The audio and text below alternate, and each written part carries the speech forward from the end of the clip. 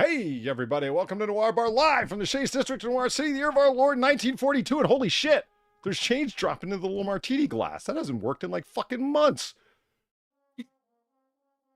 Sorry, that just caught my eye. Shit. That's fucking weird. Does that shit of Streamlabs actually start working again? What are the fucking odds? As we can all see from our... It's going to work that one time, and only that one time. It will not work for the rest of the stream. I'm fucking betting you now.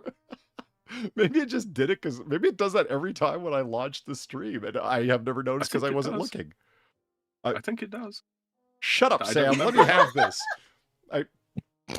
As we can all see from our brand new Vita-Ray technology, trademark powered hyper-accurate nano clock, it's exactly 11:30 p.m. Eastern on the dot, which means Far should be in bed, but she's not because she's hanging out with us. So come on in, grab a seat, put your drink orders in, get comfortable for a late night laid-back time of banter, booze, broads, and bullets. And join me at the bar tonight are Far and Sam.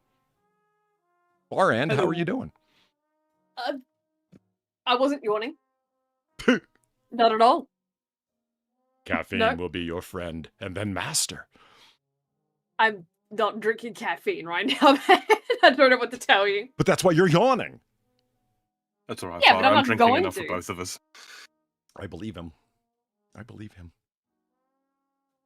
So how was your day? Far? It was a day. Yeah?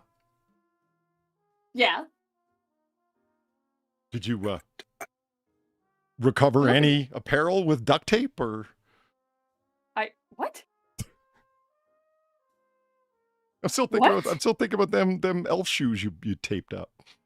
Uh, no, but I do have to super glue them again. Did you? Okay. I mean, I did, and now I have to go and super glue the other shoe. Although that wasn't duct tape, those were shopping bags you used, right? Yeah, I use shopping Yeah. bags to hold them together. Chat, this was pretty clever. Like the sole of her shoe started coming off. And so she grabbed a couple of fucking like them real thin shopping bags and just tied it up. Fuck it. You gotta do what you gotta do. It worked. You know?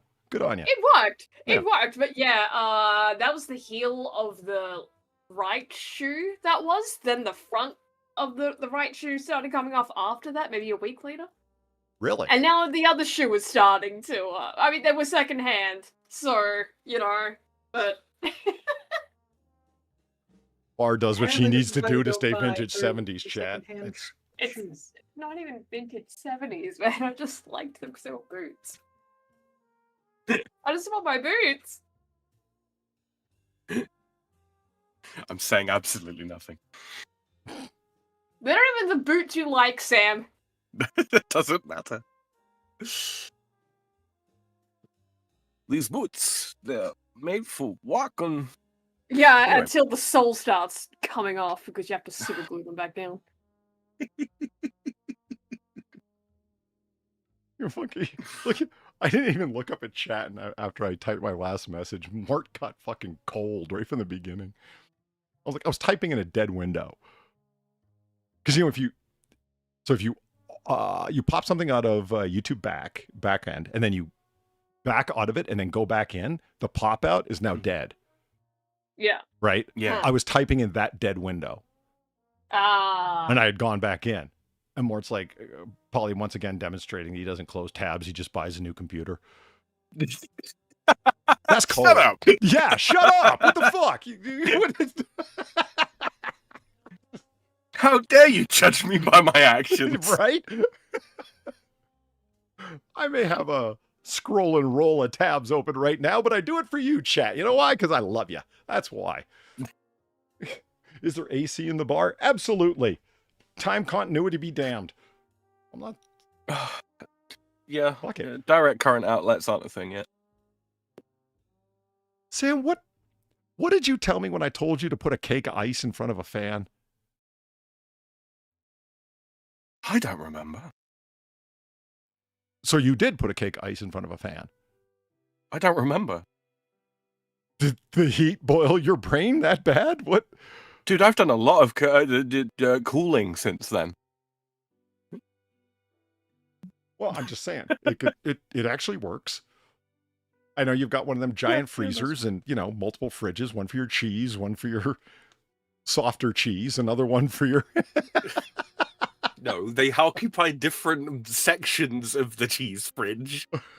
You gotta isolate your different types of cheeses, man. Have you ever seen that? Like, people have like a fucking... Like, Roquefort is a very, very common blue cheese, right? Very, very common. Yeah. Yeah. People I've have heard like of it, open... People will like open up, because it usually comes in like these little sort of like tubs kind of things, triangular tubs with like a click-on lid. They'll take the sealing wrapper thing part off of that, right? And then they'll just click the lid back on, and then they'll put it in the same part of the fridge, often on top of like a block of cheddar. It's like, what are you doing? The mold will Have you migrate. never heard of? Nope. Yes, the smell will migrate. It's like, are you going to put like a bowl of chopped garlic in your fridge uncovered? No, don't do it to your cheese then. What the fuck? Bad behavior. Yes, people who don't return shopping carts kind of behavior.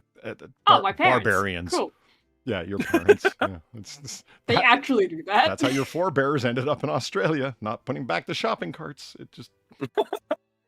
They're just doing tradition. Not at this time. We Tradition. won't take this. Wait, there's people that leave their garlic jars on. There's people that put like, oh, Sam, there's people that do truly crazy shit. I don't know about like jars of chopped or diced minced garlic necessarily, but people who have chopped up strong manner of all sorts of things for a marinade, put their chicken or beef in it, and then uncovered, put that in the fridge. Oh, Jesus, yeah. And it's like, so that's everything. That's onions, garlic, every seasoning you can think of, plus whatever you're using for the liquid. Like, I mean, that's some. It's called an aromatic for a reason. 100%. It's like, if you've ever seen a cooking show where they're covered in cling wrap, they're not doing that for. Like, the reason they're doing that is so the smell doesn't migrate to everything. It's a super potent mix. That's what makes it a marinade. What are you thinking? Everything's going to smell and taste like that now. Come on. And that's how you get gross ice, by the way. You ever had gross ice over at someone's house? Ugh. Platy is just losing her mind over there. Just listening to all of this. She's just, like, actually, like, just doing all the hand motions you would expect of, what the fuck? What the fuck am I listening to? What the fuck is this? Justified outrage. That's what Platy's listening to. So you say you could put that on top of your cheddar. And like that raised a question for me. Is there a blue cheddar? Probably, right? Not to my knowledge, no. I figured they just blued everything out. Like they put habanero and everything, or they put, pumpkin spice and everything. I mean, is there a pumpkin spice cheddar? Let's find out. I bet you there is. Pumpkin spice cheddar. Why not? Blue Dear fucking God. Yeah, and Platy yet again. Her face. Her fucking face. Poor is just, Platy over there, what right? the fuck?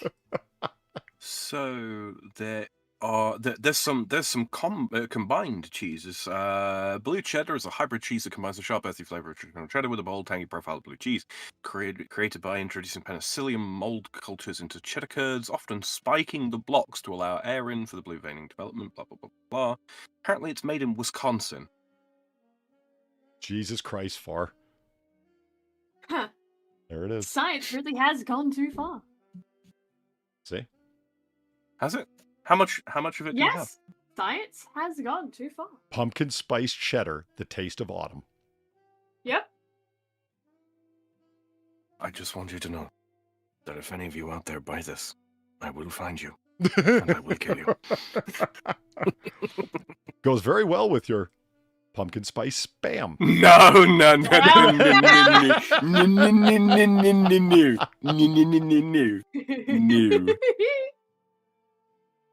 Have you seen the fucking limited edition Hello Kitty spam that's on the shelves right now? It's there. It exists. I am more okay with that than this pumpkin spice. Yeah, I mean, at least the Hello Kitty one, it's like it's still just spam, right? Sure, it's there's just nothing cross-branding. really added to it. It's just, Yeah, it's nothing that's really been added to it. It's just branding on the can, like you said. Yeah. This is just horrifying. Like, I mean, my inner child looks at the Hello Kitty spam and it immediately is jumping to, that's Hello Kitty in there. Hell yeah, I mean Hello Kitty spam. Right, objectively, I know that is obviously not the case, and also is a retarded thought to appear in my brain, but I don't like it. Let's see. Oh. We're discussing cursed foods, not intentionally, but here we are. Well, Like every other discussion point we get on, I'm like, ooh, charcuterie yeah, board. I mean before this, we were discussing like how each of our Discord names were, some variety of cursed recipes. True. So it's just on topic. Okay. What? You know what? Radish flowers are a thing, and I accept that. Meat flowers, I don't know if I accept that. I know. The thing That feels like it's on the edge of like, being a euphemism, right? Like the roast beef. It's being right. Like, you know what I mean? How is it far that got there first? I know. Polly, are we getting old, man? I think we're getting old. Right now, even Platy is looking at me in pure horror. Yeah, thank you so much. Yes. You know what upsets me though about the meat flour? That's what upset you about the meat flour? Tell us about your beef with the meat flour. I will. That is salami when rosette literally exists. Yeah. They didn't want to push the metaphor, I guess. They were. I guess. I do want to know what the fuck those pumpkins are made out of, though. Yo, what the fuck are those? Is it is that actual pumpkin or like is those that look like cheese knives? So I'm assuming that those are kinds of cheese, right? Those are cheese knives that are stuck into it. Yeah. I can't say I'm super familiar with that. Like it looks like it's been rolled in nuts or something. I don't. Yeah. Not uncommon to do that. Yeah. Yeah? Not uncommon. It's The not Germans like if like it's to a cream combine. cheese. Yeah. It's a cream cheese. Well, you can get semi-hard cheeses that are rolled in walnuts as well. The Germans are quite fond of it, and I don't disagree with them.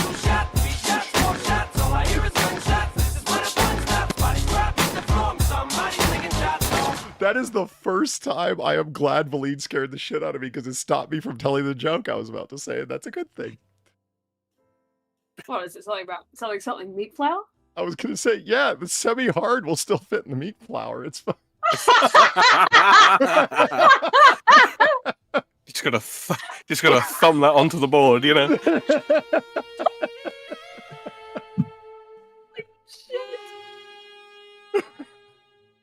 Woo, we're starting early tonight, folks. It's just going great. It's the meat flour. It's okay, Platty. It's the meat flour. It's just the meat flour. Hold on, I'm having difficulty loading up my Streamlabs here for some reason. Why is it fighting me? Oh, there we go. It knows when I'm accepting donations for saying, and they're not with it. They're not having it. I kind of really want to, you know how like we can 3D print food? Yeah. With various like paste and stuff. And now I want to make like an actual rose on a stem with meat paste and then cook it so that it holds its shape. You want to say for the audience, Platty, what you just sent me and why you're giggling like a schoolgirl? No. No? No? You're not gonna... No? Nah. No? No, you don't want it? Nah. You don't want it? Not while you're giggling at... No? That doesn't sound taunting at all, Far. Well done. That's great. Read your donations. Gamer Valine, thank you very much for the $18. Wish I had seen you were online this week. I read a headline to Reaper that basically says the product is mediocre, or exactly what it looks like. Quote, it's a truck. You get a 4x4 and cameras required by law. You get a steering wheel and doors. Okay. You can fit so many hinged appliances on this baby. Yeah. I take it, where is a camera required by law?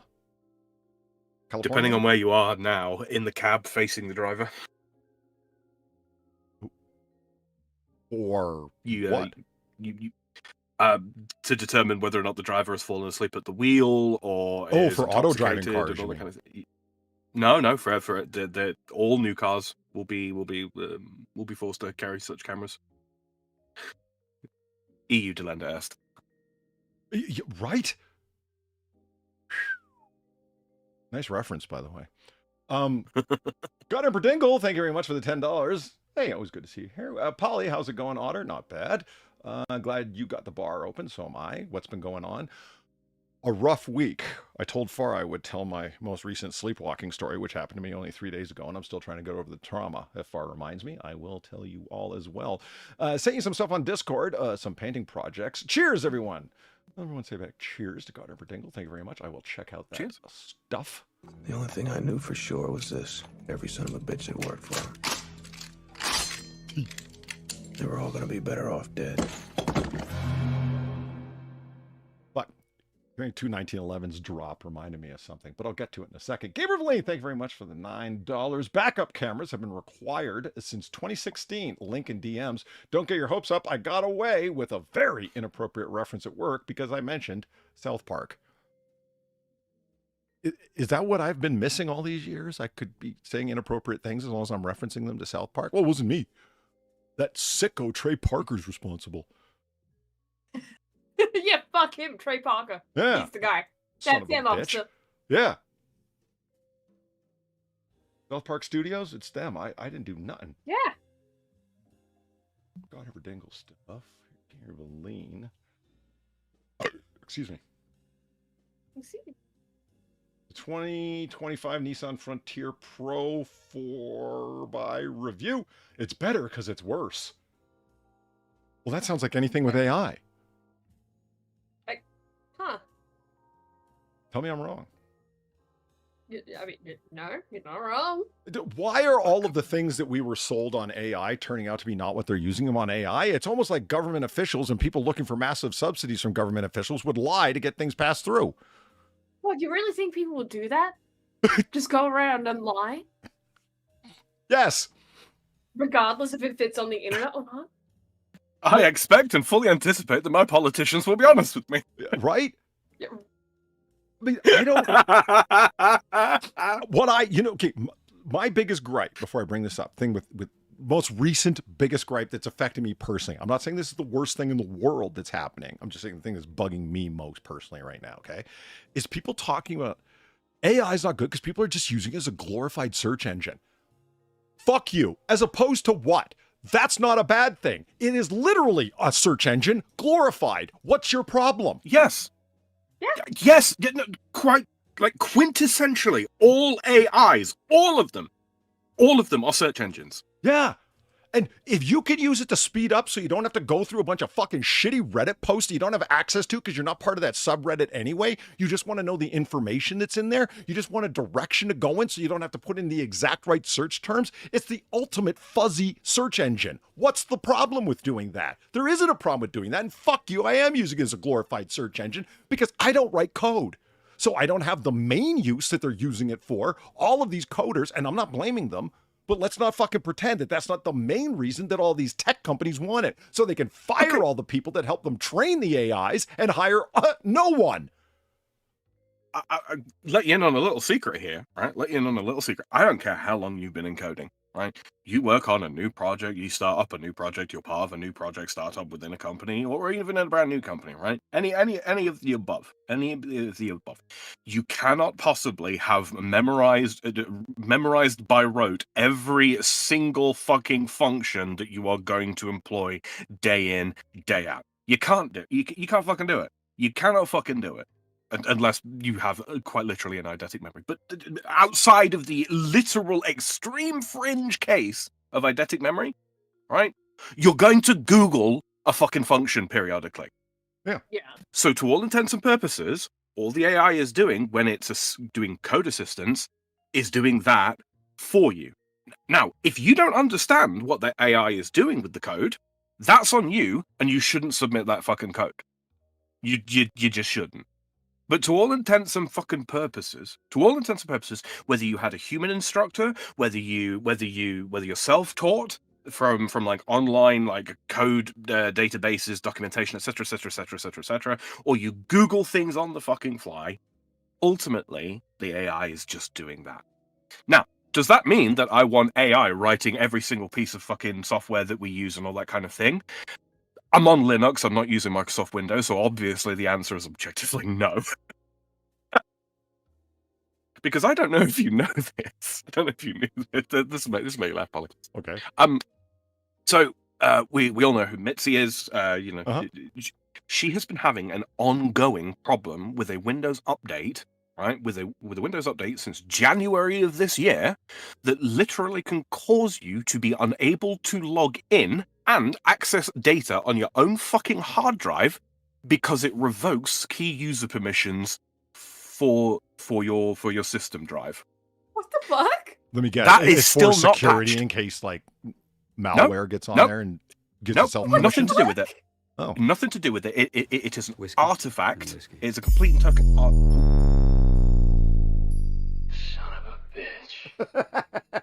Sorry. Just like Al Pacino's judgy look will always make me laugh. Mhm. Sorry, you're saying. Yeah, it's an artifact of this particular patch. I looked into it. I had a look at the what we could expose of the code in the patch. It's due to AI, and you can tell. Vibe coding. Fucking Yes. vibe coding.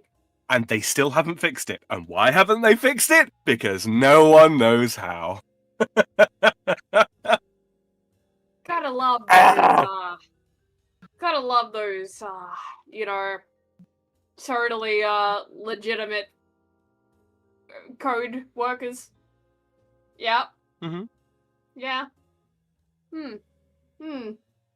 Anyway, Judgy Pacino. Yeah, Judge Pacino. Gamer Valine, Polly, you need the sub-headline to make the headline work. Also, no, I don't blame Trey Parker. I described coagulated chemistry as, quote, it's so gooey, and, quote, the creamy goodness.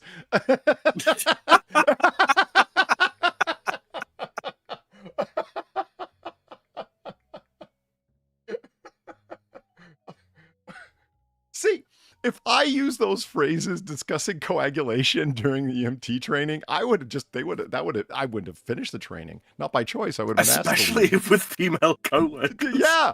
It's like, well, the pressure will assist in coagulation. That's how you get the creamy goodness. I mean, that would be it. I'd be done. It's like churning butter. Yeah. Just keep going until you get a gushy rather than a squishy sound. It's just.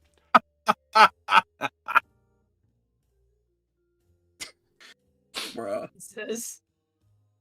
Okay, 2025 Nissan Frontier Pro X review. It's better because it's worse. It's with its naturally aspirated V6 analog gauges and no-nonsense approach to midsize pickups, the Frontier Pro 4X is a delightful blast from the past. Australians and Nissan Frontier 4X and everywhere.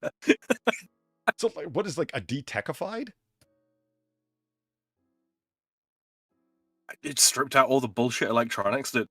Yeah, Don't that's really- what I guess from the obviously from the analog gauges, but also from the like naturally aspirated as opposed to like electronically cooled.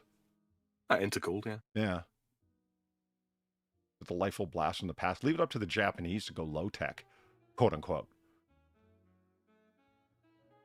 Don't get me wrong. There's an awful lot of benefits of having things, electronically regulated rather than mechanically regulated. In so much as the wear is much less of a thing and can be compensated for on the fly. It's just really expensive and you can't fix it yourself. Yeah. When mechanics are, well, let me plug it in and see what the computer says diagnostically. It's like, oh. Right. Oh, this part's no longer working. Well, can you fix it? No, we're just going to replace it. Okay, so you're not a mechanic then, you're a fitter. Not that there's anything necessarily wrong with being a fitter, but, yeah. Well, that's what they. I mean, I'm just. So I'm replacing the phone in my battery. I'm replacing the phone in my battery. Holy shit, that says a lot, doesn't it? You have a battery of phones. Wow. Yeah, I'm replacing the battery in my phone because it's not holding a charge as long. All the things that it's got all the earmarks. The charging is taking longer, and it's not holding a charge remotely as long. Even though I'm doing more power demanding things in my phone, it's just gone through too many charging cycles. So I look up a battery. It's a lot cheaper than I thought it was going to be. But looking up how to switch out the battery, which I've done on cell phones before that are not user maintenance recommended, that no, you can't change the battery on your own. Yeah, fuck you. Yes, I can. If you put it in, I can put another one in. It's an integrated battery, right? No, it's not. It's ribbon cables and so on with flat plugs. Oh, is that? Oh, okay. Yeah. Okay. So the midway point between hot swappable batteries and electronic hell. Mm-hmm. Yeah, it's not like truly soldered to the phone, and like don't kid yourself that you can solder on the level that the fucking machines do when they manufacture integrated boards. It's just you can't. You might be able to pull it off, but I don't know how. So it is just ribbon cables and so on. It is battery changeable. Why on my particular LG phone that they're saying to do that or not do that is because when you crack the case, you're breaking the seal and you're ruining its water protection. Part of its water protection. And it's like, yeah, but I don't drop my phone in toilets. Right. I'm a responsible electronics user. Because I don't understand the point in, so haven't you ever done this, Sam? But I'll just say it. I'm not trying to be graphic here, okay, for anyone who's concerned, but you're standing over a toilet and you got your phone. Do you not cant your phone off to the left or right and just keep on doing what you're doing in the middle because they all shouldn't be happening in the same alignment? Because if I drop my phone, it's going to get pissy and wet. Well, I mean, I can't use the phone when I'm standing up to a toilet anyway. Because of the bidet? Two-handed job. What? It's a two-handed job. Gravity does the work for me. It hangs straight down. Yeah, but that's how I get my knob end wet. Fuck off. Look, it's not often I get to make a genuine dick joke on Noir Polly. Give me this once. You're just jealous I got a hold of that half-hard cheese joke before you did. No, you're absolutely right though. Like, guys, seriously, don't have your fucking phone in your hand when you're doing a business on the toilet, whatever. Just don't. Here's an idea. Just don't. You can go without it for 5 minutes. You absolutely can. It is within your. I believe in you. You can put the phone down for 5 minutes while you engage in a natural function. You know who doesn't complain about dropping things in the toilet? People doing concealed carry. People do not talk about dropping their gun in toilets, but they do it all the time. And if you don't conceal carry, you don't know, and that's fine. But here's how it happens. Where are you going to put your gun when you pull your drawers down? To sit down. Like, let's say you're going full sit down. What do you do with your gun? You can't just leave it on your belt. People say, well, just leave it on your belt. Okay, clearly you have a concealed carry. Or if you had a much smaller gun and a much tighter rig than a lot of people did. It's going to be loose and flopping if you don't have your belt tight to your torso. So you take your gun out. What are you going to do with it? Unless there's a baby changing station in the stall you're in, there's nowhere to put your gun. So what do you do with it? It's like you end up holding on to it or whatever, or you end up leaving it in the back of your pants. Like, just, okay, fuck it. I'll just kind of like let it flop forward into my pants bunched up around my ankles. But when you stand up, people end up dropping their gun in the toilet. It's never happened to me, but you go to boards and people talk about it all the time. So what do you do with it? And people are like, here's how you do it. Take it out, you sit down, you push your pants all the way down around your ankles, and then you set your fucking gun in the center of your where your taint would go in your boxers and whatnot, in that bunch of clothing down there. Then you pick it up before you get up.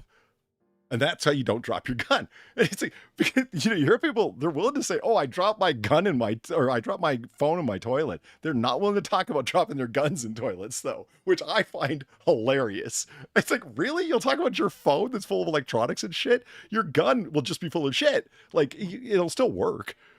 You know what I mean? You haven't really destroyed or damaged your gun in any way. You've just done something really embarrassing. 2 things. 2 points.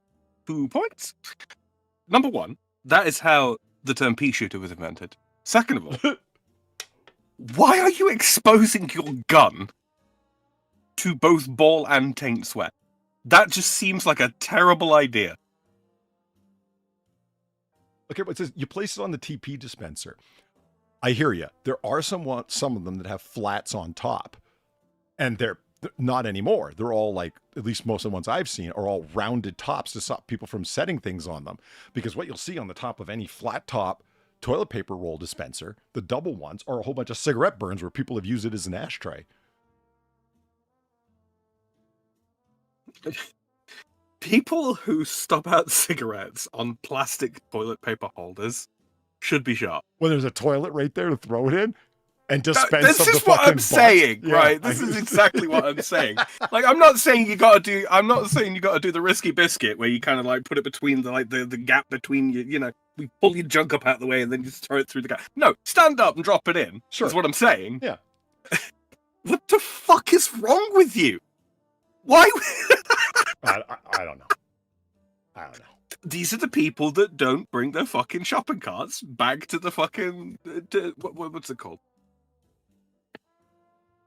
What's the word for it? The rank? Is that it? What? Is what? Where the shopping carts go out in the parking lot.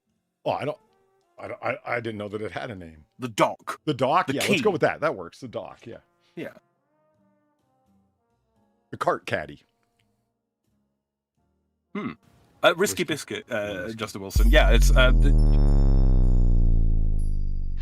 a bitch.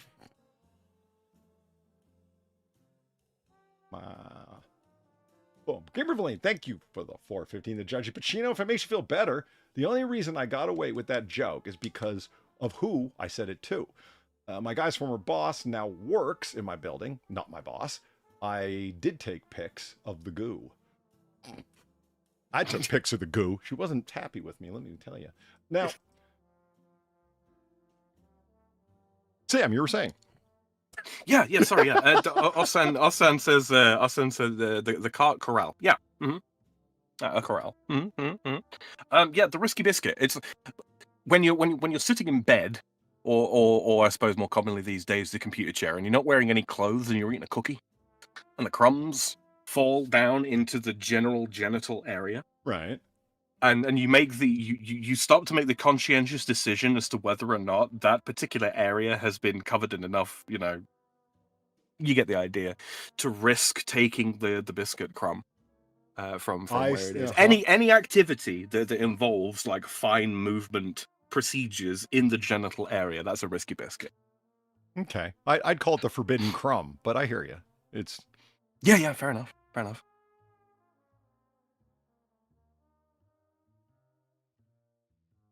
No, that area is considered contaminated. Quite right. But how contaminated? What's the probability? rotten corpses. Otherwise, you could potentially put your gun in your pocket, depending on what you're wearing. Yeah, that's a major advantage of cargo shorts. Whatever the situation is, you could always use more pockets with spacious interior space. It's just, yep. Which reminds me, I got to get myself a Smith & Wesson Bodyguard. Or the Ruger LCP Gen 2. I don't have enough backup guns, Sam. Or guns in general. Brother, you ain't got to tell me. Yeah. Rock Corpse asks, who the hell eats while naked besides going down on a girl? Surprising number of slovenly individuals. There's a good word, slovenly. Yeah, it is, actually. That's good. It implies schlepping. Oh, this article then, Polly, before we get too much further off into the weeds. What's that? This article before we get too much further off into the weeds. Sorry, Fa. Well, the headline was the article. Was it? The biggest car I news thought we were going to find out. OBS. Yeah. I mean, I can tell you all about the Nissan truck if you'd like to know about it. No, not really. Are you sure? I'll read that one on my own time. It's a what do you call them? A ute? A lute? A ute, right? A ute. A pickup. Yeah, ute. I guess. I mean, this. Hold on. I don't think this is quite a ute, though. Tell me that doesn't look like the pull handle for the ejector seat. It does. Look at that thing. That looks distinctly mecha. Yes, it does. You grab it like Valine. Look at this thing. I mean, she's worked with ejector seats, the real ones. Okay, and it's like this looks like what I think an ejector seat in a mecha would look like, or the extra cannon that you've got attached onto the side. This is the device. That looks like the thing I'm going to continually wrap my knuckles against when I'm trying to reach for a packet of cigarettes while keeping my eyes still on the road. That's what that looks like to me. Why is it so red? It's a fair question. I'm not sure the doctor said the crate would have taken this away by now. That's rude, Polly. What? God, you don't just ask things why they're so red. It might hurt their feelings. I am curious as to its supposed function, though. Oh, that's got to be the emergency brake, looking at it from the front, right? Like, that actually is a handle you pull, my God. No, because there's one on the passenger side. Yeah, so that's just the side of the front, like... Yeah? Is it supposed to be like a handle that you grab hold of when you want to pull the seat forward? See, you're still thinking it's a fucking actuation lever yanker, right? A lever yanker. I'm thinking like you just grip it while you pull the seat forward. The lever itself would be under the seat. I'm so glad that that they did this. Like, what happens when you're sitting there and you can't remember the model of truck you're driving? Frontier. Now you know.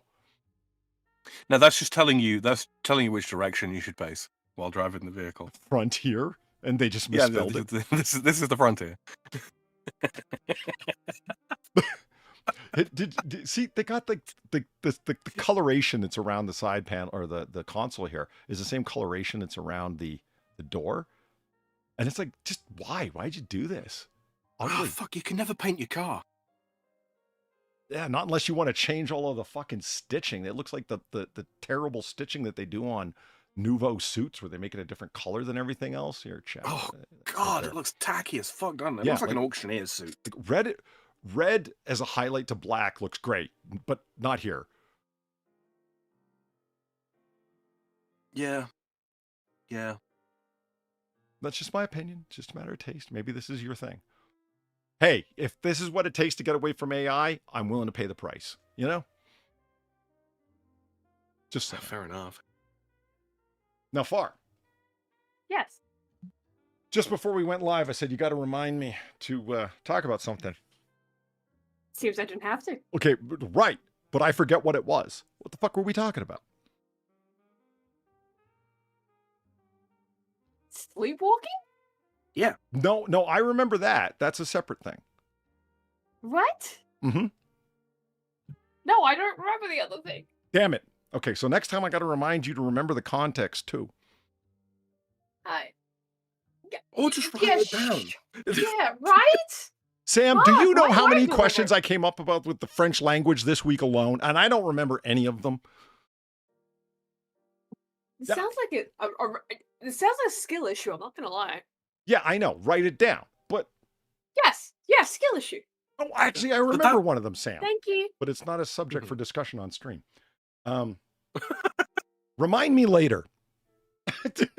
Remember the context, Polly, Sam. I told you before, I am not familiar with the history of French homosexuality. I'm just not. I can't Yes, help you it. are. Oh, yes, you are.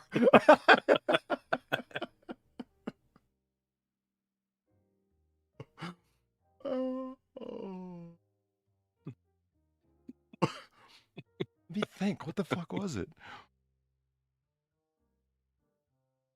You know why I hate shit like that? It's like an itch I can't reach, but it's remembering it 3 days from now when I'm doing something completely unrelated. They're like, fuck. Why did that bubble percolate to the top of my fucking consciousness right now? I'm totally not alive or anywhere near a fucking pen to write it down. He Dallas says, wait, there's another sort of French sexuality? Wouldn't you like to know? It's a special French exclusive. All right. You got to get the French DLC to acquire that. I failed to see what the dick lengthening campaign's got to do with this far, but sure. Oh, shit. That bugs me. What's up? The Quebecois is its own DLC. That's a whole God. separate- Oh God. Quebecois fucking expansion pack. That's like the DLC that is included in the bundle when you buy it in the fucking sale, and it changes a bunch of like the early game fucking mechanics, like unbeknownst to you. Oh, could we not have just kept it Cajun? No, that's the unofficial Skyrim patch of French. You don't know that they've changed a bunch of shit. You don't know. No, because the until you unofficial patch compare. is a good thing.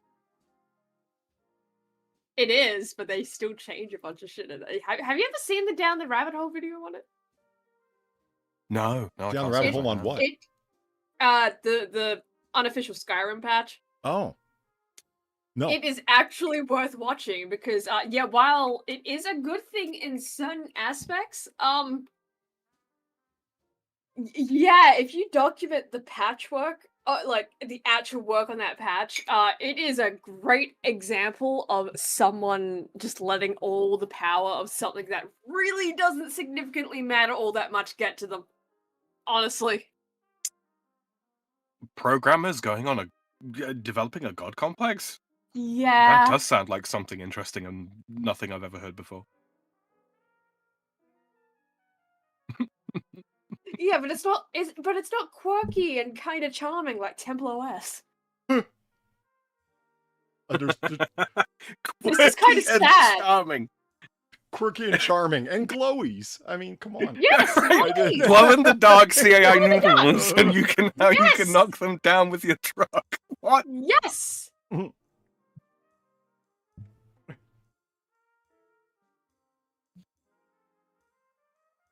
Bro. Have you found the thing you were looking for, Polly? Okay. Get up there to readjust my fan. Have you found like the thing? What are you doing? What do you mean? I don't know. Like, were you doing something? Like, what? Let me tell you about the last time I lost something and I still haven't found it. That happened this week. Oh my fucking god! What? Well, I'm not waiting anymore. I'm just gonna say shit when it occurs to me. We're going full ADHD tonight, all right? Because like, okay, what we aren't usually? Are you fucking kidding me? Are you fucking for real? There's no more Mr. Nice Guy. Wait, this was nice. Yes. Yeah. That was Mr. Nice Guy. Yes. And I'm gonna miss him. An ironic Shrek reference. Jesus, that's good. Wait a minute, Mr. Nice Guy was here? When the fuck did that happen? That's funny. Okay.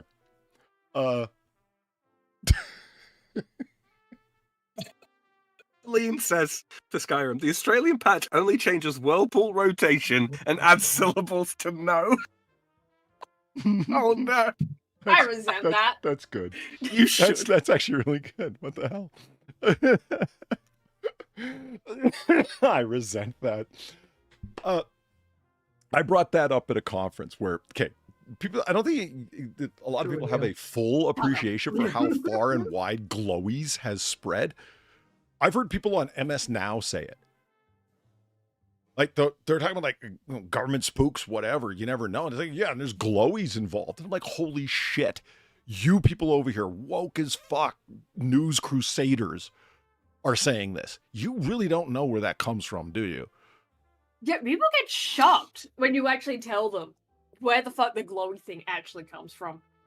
Like, genuinely. Like, I'm in a conference. Because no one knows. The theme is Terry A. Davis anymore. Yeah, like the theme is national security, and it's a bunch of like college folks there. This wasn't like one of the full, where they'll bring in like 10% grad students just to make the professors feel like they're being open, and that they're not trying to make it a professor party and stuff like that. And those are the conferences you want to get into, not because you get to go hang out with professors, but that you don't have a bunch of people presenting, let me just say it, plagiarize material as if it's their original research, because that's what all first-year grad students are going to end up doing. Plagiarism is fucking rampant and people don't understand. It's pretty fucking crazy. Because there is no such thing as stealing somebody's material anymore. There's just misattribution. Especially now, after, the president of Harvard got yeeted from her position for doing it repeatedly. I'm so sick of this. In her own dissertation, it was through misattribution. How can you misattribute fucking 20% of your own dissertation, lady? That doesn't even make sense. Failure to attribute to original fucking works is not misattribution. It's non-attribution. Yeah. AKA plagiarism. And the thing that kills me is that the question should be asked of their, as a side note, a thing not a lot of people get is that, why don't people want to admit academic misconduct?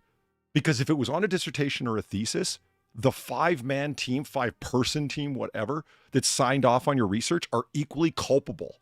That's what their real signature on each and every physical copy of the dissertation, which they all have to sign, is for. Is it like they're taking responsibility in part for what you did because they're the ones that oversaw your research and conducted the oral and literary defense of your work. If they didn't ask, it's because they didn't do their job. If they didn't spot it, they're in part responsible. That's why nobody wants a fucking student that they signed off on to be found guilty of academic misconduct, because they are in part responsible. And it's like, wow, are you trying to tell me that all of these half-assed things that are defensible? It's like, why is it only undergrads and grad students that don't have a research committee yet that get hauled up before committees for academic misconduct, meaning like plagiarism or something else of that sort, cheating on a test? Why is it just them? Because they don't have anyone that's signed off and is partially responsible yet. So they're okay targets. Have you ever wondered why militarized police forces don't arrest a lot of terrorists, but they're always arresting people for jaywalking and shit? Well, now you know. The easily arrested people will go first. Food for thought. It's a cabal, effectively. It's operating as a cabal. You need to be accepted into it. And these people are basically functioning like patrons, in a sense. Yeah, well, on the basis of your acceptance into said cabal. It's so fucking... It's funny you say the patron thing, because it's like, patronage is a bygone era. where it's like, if you're, No, it fucking if you're isn't. talking, yeah, I know, right?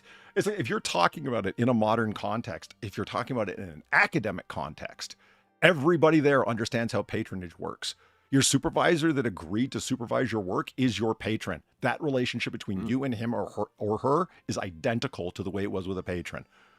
You write work that lends them prestige for the fact that they're associated with you and sponsored you. And in return for this prestige that you offer them, they will speak proudly on your behalf, i.e. write letters of recommendation for you. It's identical. The Spielberg Protocol. Well, it's something to think about. Like, the people who complain about it or just will talk about it are not realizing that they themselves are involved in a patronage relationship. It's like, oh, it's totally different. Yeah, it's totally different. And it's like, if you've ever wondered why if you've ever wondered why medieval artists will like paint a religious painting, and then besides Jesus and his apostles, there'll be this little guy in the background, and that's the patron. Yeah, I've never wondered why. Yeah, I'm very aware of how that fucking worked.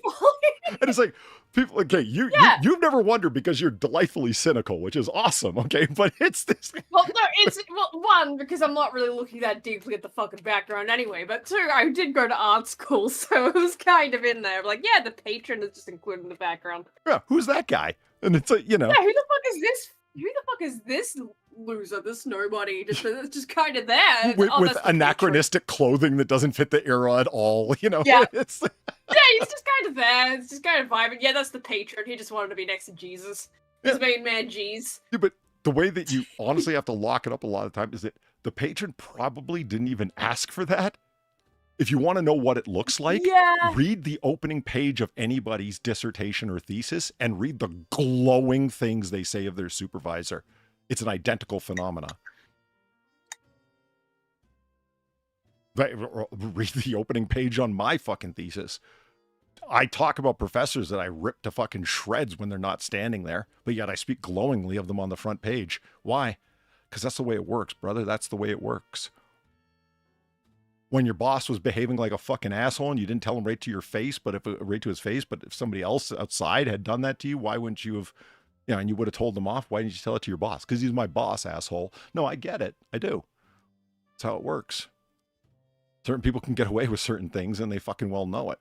Unfortunately, most people don't, fortunately rather, people don't have reliances upon get out of everything free cards. In academia, we like to call it tenure.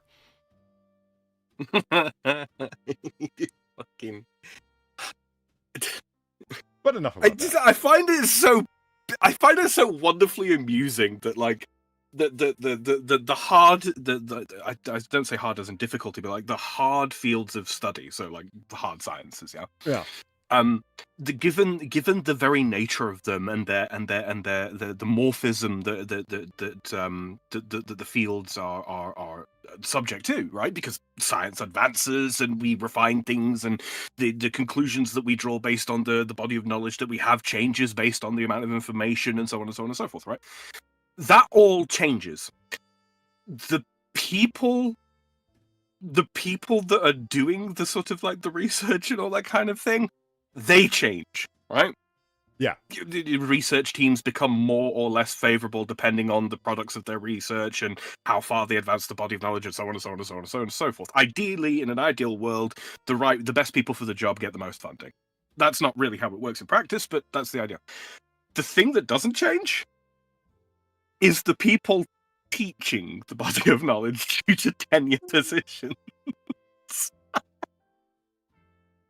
Like, they're still stuck in the 1960s where they think communism's a good idea, for an example. Yeah. Just pulling an example out of nowhere. I just... Interesting. Bro, what are we doing? What are we doing? Tenure position? In what world could you possibly be considered so good at your job that you should never be fired?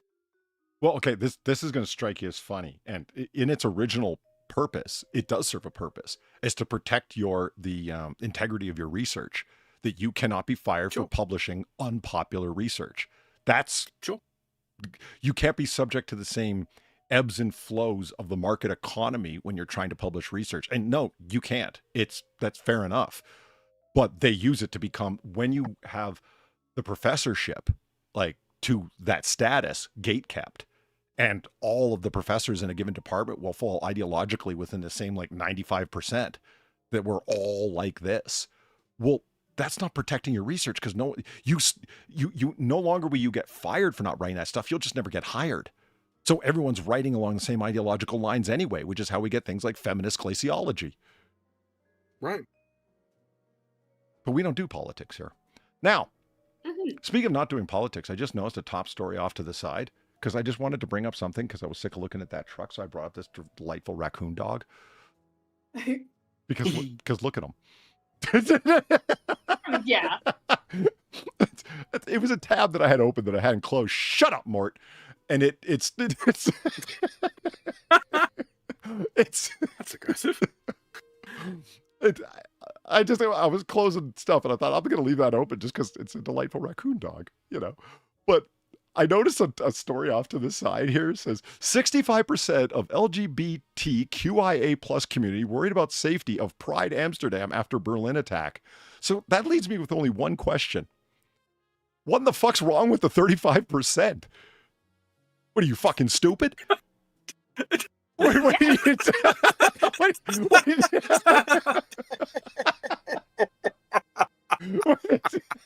They're either ideologically captured or they're like 6'6" bears who have arms at home. You know, that's who they are. That's it. I'm picturing like these big Dutch, like big hairy Dutch homosexual dudes who don't fucking like full on beards. You know, like, gay Vikings. Picture gay Vikings. That's what I'm talking about. They don't give a shit. Okay, what are they going to do? Got reason they're going to come. They're going to come here. It's like, I've seen you folks. They, you know, some of you don't look able to stand up to a stiff wind. I don't know if you. You have a right to be worried. The 65%, I hear you. What's wrong with the rest of your friends? What are you, fucking stupid? Maybe you should go talk to them. Fill them in. Just saying. I'm telling you, man, they're not even gay Vikings, all right? They're just so overwhelmingly masculine that they see an arse bent over and they're like, yes, I could go for this. Wow, Sam. Oh, what's that? The little brown men from all the way over there. They're going to come over here and they want to engage in non-consensual sex. Well, that's fine with me. Yeah, that could be. You can play that game, Ahmed. Alec makes a point. Maybe it's specifically Pride they don't care about because they're gay, but they don't care about the organization and the community aspect of Pride proper as opposed to Pride in its general sense. Yeah.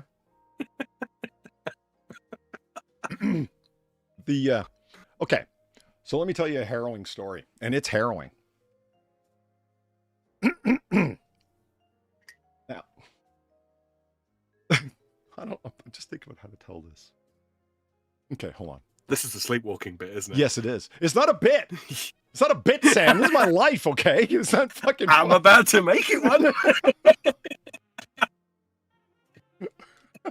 You son of a bitch. Like, these are just stories I tell. I was actually thinking. Right, insert that somehow. Thank you, Platypus. Thank you. What's up? Just stuck. She just sung right there. Stuck in the middle, one dude. Oh, nice. Yeah, because I'm trying to think of a place to naturally, just slide that in like an otter slipping between the bed and the nightstand. But Holly, your story. Yes. Please elaborate. My story. Okay. Yes. So it's been a rough week, okay? Sleep-wise, insomnia-wise, right? And so I've been back and forth, to and fro. My sleeping schedule is all kinds of fucked up. And I've been doing the 2 hours, like the Kefke thing, basically. I'll be like, I'll catch like an hour and a half nap and call that sleep. And then I'm up for the next 48.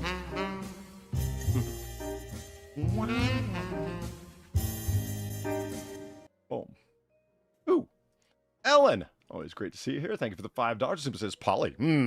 Alan, you showed up just in time for my sleepwalking story. It's not technically a sleepwalking story, but it fits generally into that idea. I did this whilst asleep. So it counts. I Fuck, this is rough, man. This is a first. This is a first. Okay. First time I've ever woken up mid-sleep walk to discover in horror what I was up to. This is bad. Okay. Okay. I don't think it's gonna be that bad for you guys. It was bad for me, and you have to kind of put yourself in my shoes. I didn't have shoes on at the time, but put yourself in the carpet under my feet is what I woke up to. But in any case, in your supple little articles. That's right. Yes, they are. So I'm trying to catch some sleep, and I dozed off, and then I woke up, and then I'm like, I'm gonna go get something to eat. So I did. I just had a quick sandwich and whatever. I was like, you know what? I didn't get as much work accomplished as I wanted to. So I went and sat at my little workstation that I got here at my house, and without realizing it, 2-3 hours went by, and that was a good thing because it actually tired me right the fuck out. And I said, you know what? When you get tired enough that your eyes start burning and watering, at least that happens to me, where it's like, I'm feeling the actual tired right now. I said, take advantage. Now's the time. I'm going to go catch some sleep. And I crashed the fuck out hard. And it was great. I didn't even get a chance to start my slept playlist. Later That's a good sign. That's a very good sign. Yeah, what I saw on my screen was the slept playlist on YouTube, but I hadn't clicked on anything yet. I had actually just gone out before that happened. I discovered this way after I'd calmed down after the episode, though. Here's what happened. I'll tell you as I remember, okay? The stream of consciousness style. I woke up, and I'm like, what time is it? I looked at my phone. My eyes wouldn't focus. I was like, I can't see what time. Whatever. It doesn't matter. It's not like I got to be somewhere. You know what I mean? For the next while. So, fuck Oh, it. no. So I set the phone down like, man, I got the big thirst. And I look, and Jesus, I remember seeing the bottle of Diet Coke. Okay. Now, just visual aid. Okay. Okay. This is a bottle of regular Coke, but whatever. You get the point. Okay. It was a bottle not unlike this. Okay. What the hell is it? Original taste, less sugar? What the fuck is this? Well, anyway, doesn't matter. I grabbed Jingle jangle. Mm-hmm. Yeah. Jingle jangle. It's a plastic bottle of Coke, Diet Coke. So I'm like, you know what? I'm woozy. Okay. This is where my memory stops. Okay. I couldn't. I grabbed the bottle, I guess. Okay. I'm fighting with the cap. It's not opening. And then I don't remember what happened, how long I was sitting there for. It might have been 2 minutes. It might have been 30 seconds. It might have been an hour, but I fell asleep sitting up. Now, I've done that before, and it's not a problem. Okay. But the next thing I remember is what's wrong with this fucking Coke? A question I've asked myself many times. Okay, yeah, okay. Right. It's like, I've got the bottle, and it's like, is it gonna? I guess it's empty. That's the last thing I remember thinking before the thing happened. I guess it's empty. And then it started flowing into my mouth thick and not at all like Coke. There was something else on the fucking nightstand beside the Coke I'd forgotten about. Oh, no. Oh, no.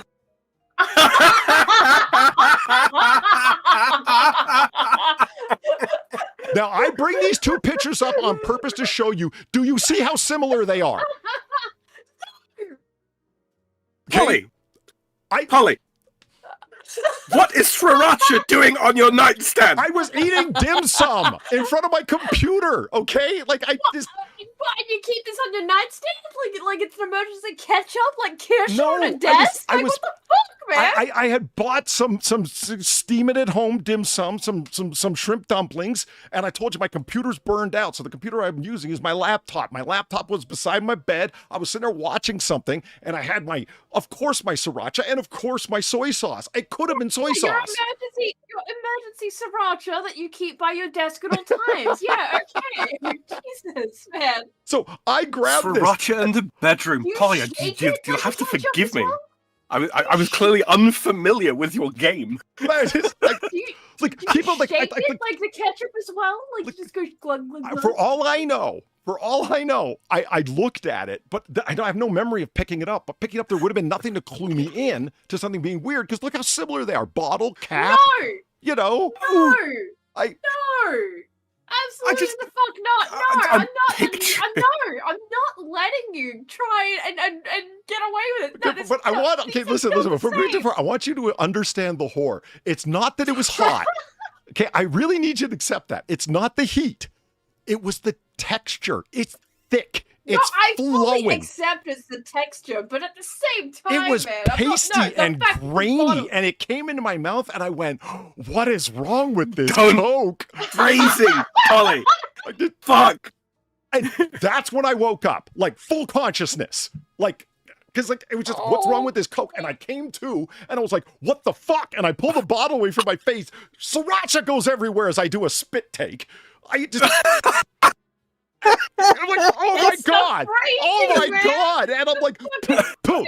And I'm spitting like sriracha all over the carpet beside my bed, right? In horror at what I've done. And I set it down and like, I run to the bathroom again, like Kermit with my arms in the air. I gotta get this out of my mouth.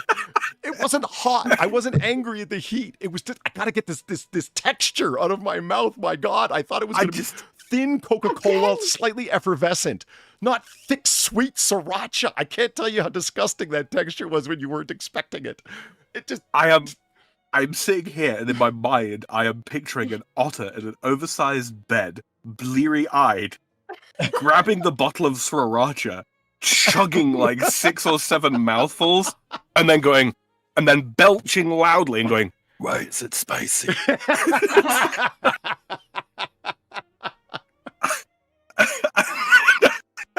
And if you've never seen the meme, you now no longer need to. That mental image will suffice you. Going forward. Oh man, it was truly something. I was rinsing my nose out because it had gone up my nose at some point, and I couldn't get that smell out. So I was, whew. Oh God! Again, fucking phrasing. Ollie, I've had a conversation very, very similar to this before. It was with a woman and about a different substance. I never thought I'd be hearing anything along these lines from you. Like that's the kind of thing if you woke up beside your wife or your girlfriend and you wake up to like come to consciousness. I don't know what else to call it. There's horrible. What are you doing? Like, you know what I mean? Bro, if I woke up next to a woman, girlfriend, wife, whatever the fuck, and accidentally swigged sriracha, I'm not spitting it everywhere and making a fucking nuisance. No. It's like when you deck a guy, but you punch him wrong, and your hand is like killing you. You don't make that known in front of your wife or girlfriend. You just don't. You don't. You pass it off as if it's nothing. Right, and she looks at you with those sort of like wide eyes, like, "Are you okay? Yeah, baby, I'm fine. Yeah. And you go into the next room, you go into the kitchen, you get the ice cream out of the freezer, and you pop the cap off, look at the spoon next to the tub of ice cream, and then go, "Now fuck it," and just stick your hand in. Yeah, that's what you do. I mean, I don't know. Never show weakness in front of women. You know what they will remember. You know what the problem here is? Like, all of this stuff is like, yeah, you know what? I have fun with it too. Because believe me, when I thought back, I'm like, that is really fucking funny that happened, right? Like it's so odd, and it's funny that it's. How can I say it? It's good that it's funny, because like there's nightmarish things that you can do. When sleepwalking, that would be nightmarish both for you and for the people you're telling. Now, all of these things were nightmarish for me, from getting stuck in between the fucking bed and the nightstand, from drinking fucking sriracha as if it were Diet Coke, from the repeated times of going to my kitchen and getting out a whole bunch of ingredients and then making nothing, and then discovering the next day that I had taken out all kinds of shit that had nothing to do with anything. And like, I don't know what the fuck I thought. And start going dry around the edges because it's been out for like 5 hours. No, absolutely. I've ruined nice blocks of cheese because I took the cheese out and it just became like room temperature and started getting all sweaty and shit. Like, it just. I'm right there with you on that one. I've done that so many fucking times. Just terrible. Like these, and I get it's like, if this is the worst that happens, and I've told Far like. It's all fun and games until I do something fucking stupid. And so I enjoy telling the dumb stories. And yeah, I get my balls bust, but I don't give a fuck. If you can't take a little ball bust, go toughen up is my theory on it. But I'm glad I don't have to tell horrible stories like, oh, I went out to the middle of the street and got run over. I just got back from the hospital. Like, that's a bad story. I'm just happy I'm not telling them. As shitty as sleepwalking can be. But I have always wondered. I have always wondered what it would be like to wake up in the middle of sleepwalking to see what the fuck I'm doing. Well, now I know, and I don't ever want to have it happen again. That's just no. It just continues to make me so glad that I never inherited my dad's proclivity of sleepwalking. Because he does that. He does that. He wanders I've outside? witnessed it a lot of times. No, well, actually, yeah, he does. He does. He wanders out into the front yard, just kind of sits out there. Doesn't go further. Thank God. He just kind of sits out there, just vibes while asleep. Like, unlocks the door, too. Like, just leaves it, like, thankfully it's, like, early enough in the morning where it's, like, nothing's really going to happen, right? Yeah. But it's still, like, Jesus. Fucking Jesus, it's man. one of those sort of, like, weird things, like... He's almost pissed in, like, the cupboard, like, once, apparently. He didn't actually do it, but apparently, like, my mum caught him. And she's like, what do you do? Because he also sleep talks, right? So it's the double whammy. Yeah. So you can actually question him while he's doing this. And he'll have no memory of this. It's just, what are you doing? Oh, I'm going to the toilet. Right there?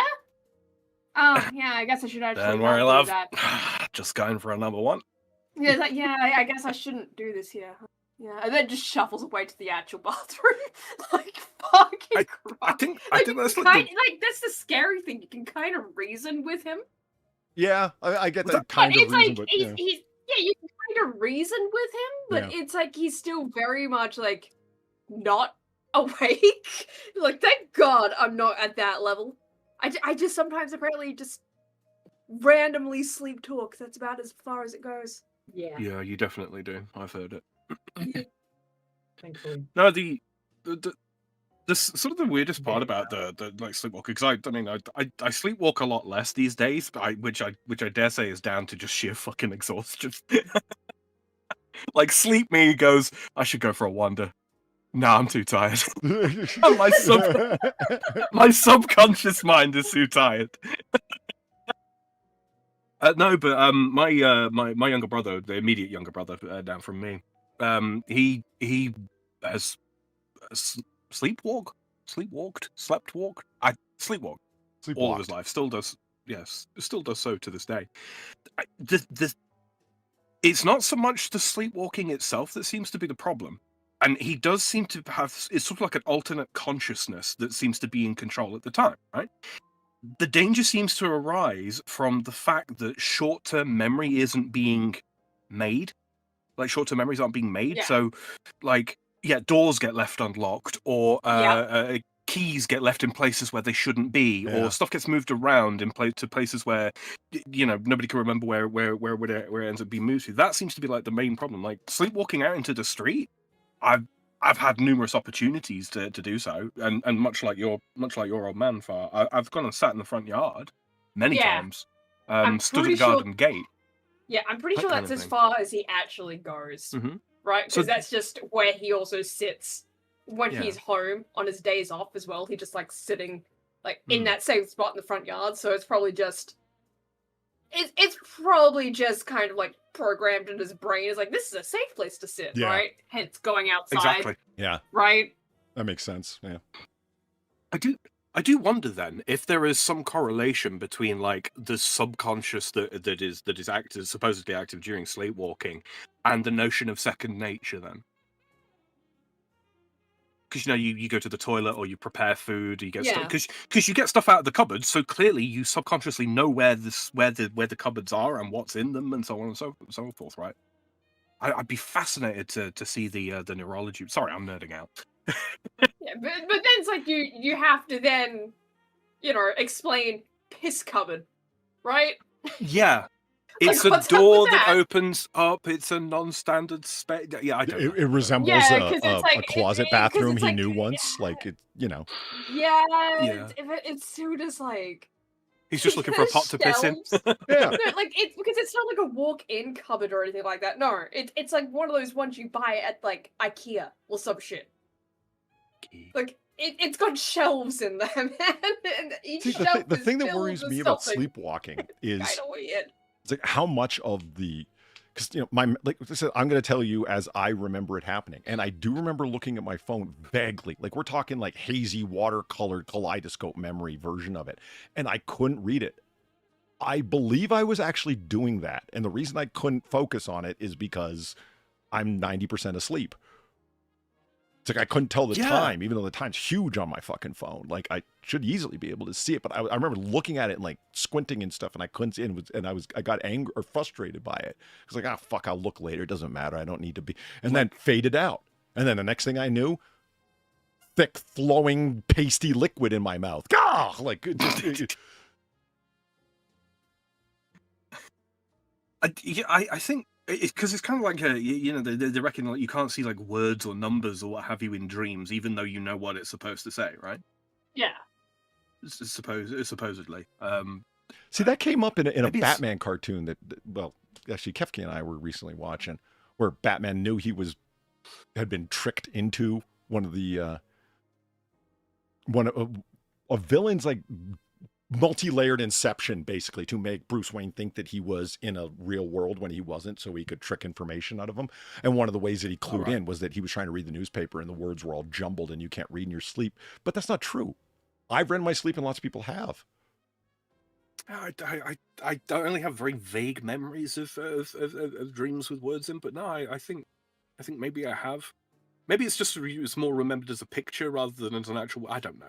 Yeah, I mean, I gotta say, I remember reading stuff, but like it wasn't like I read a chapter of a book, if you know what I mean. Like yeah, right. I think you know when people talk about like how they wake up before their alarm. Yeah, I got a bit of a theory on that. I don't. Because I've woken up before alarms or felt like I've woken up before an alarm or what have you before. I think that there's probably some sort of like transferal of information from the subconscious mind to the conscious mind after the conscious mind has sort of woken up. And that's why you feel like you've woken up before your alarm, even though it was actually your alarm that woke you up. Your awareness from before you were woken up has been transferred to your waking mind. That's my theory on it. The part that worries me is that like how much 90% of your brain's asleep, 95, 60, or it doesn't even count as a percentage. That's just not the way that it works. Who knows? Because I don't have really access to the cross dream threshold or whatever the fuck you want to call it. But you do remember your dreams, and we all know how it works when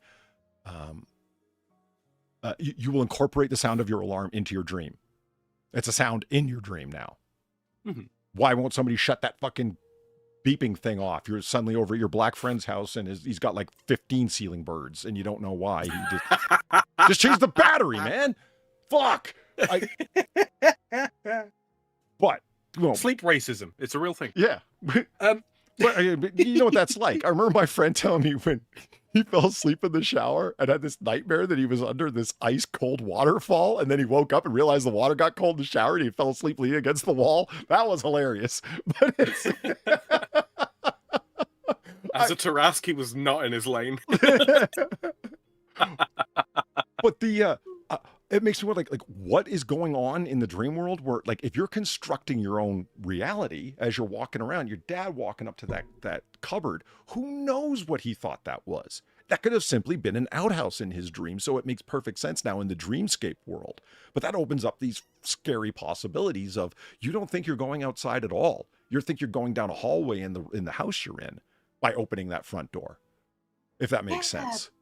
Yeah, but it's just really funny because it's I'm not going to say exactly how you open the door. Why the fuck would I do that, right? Right. But it's not like it's an American door, right?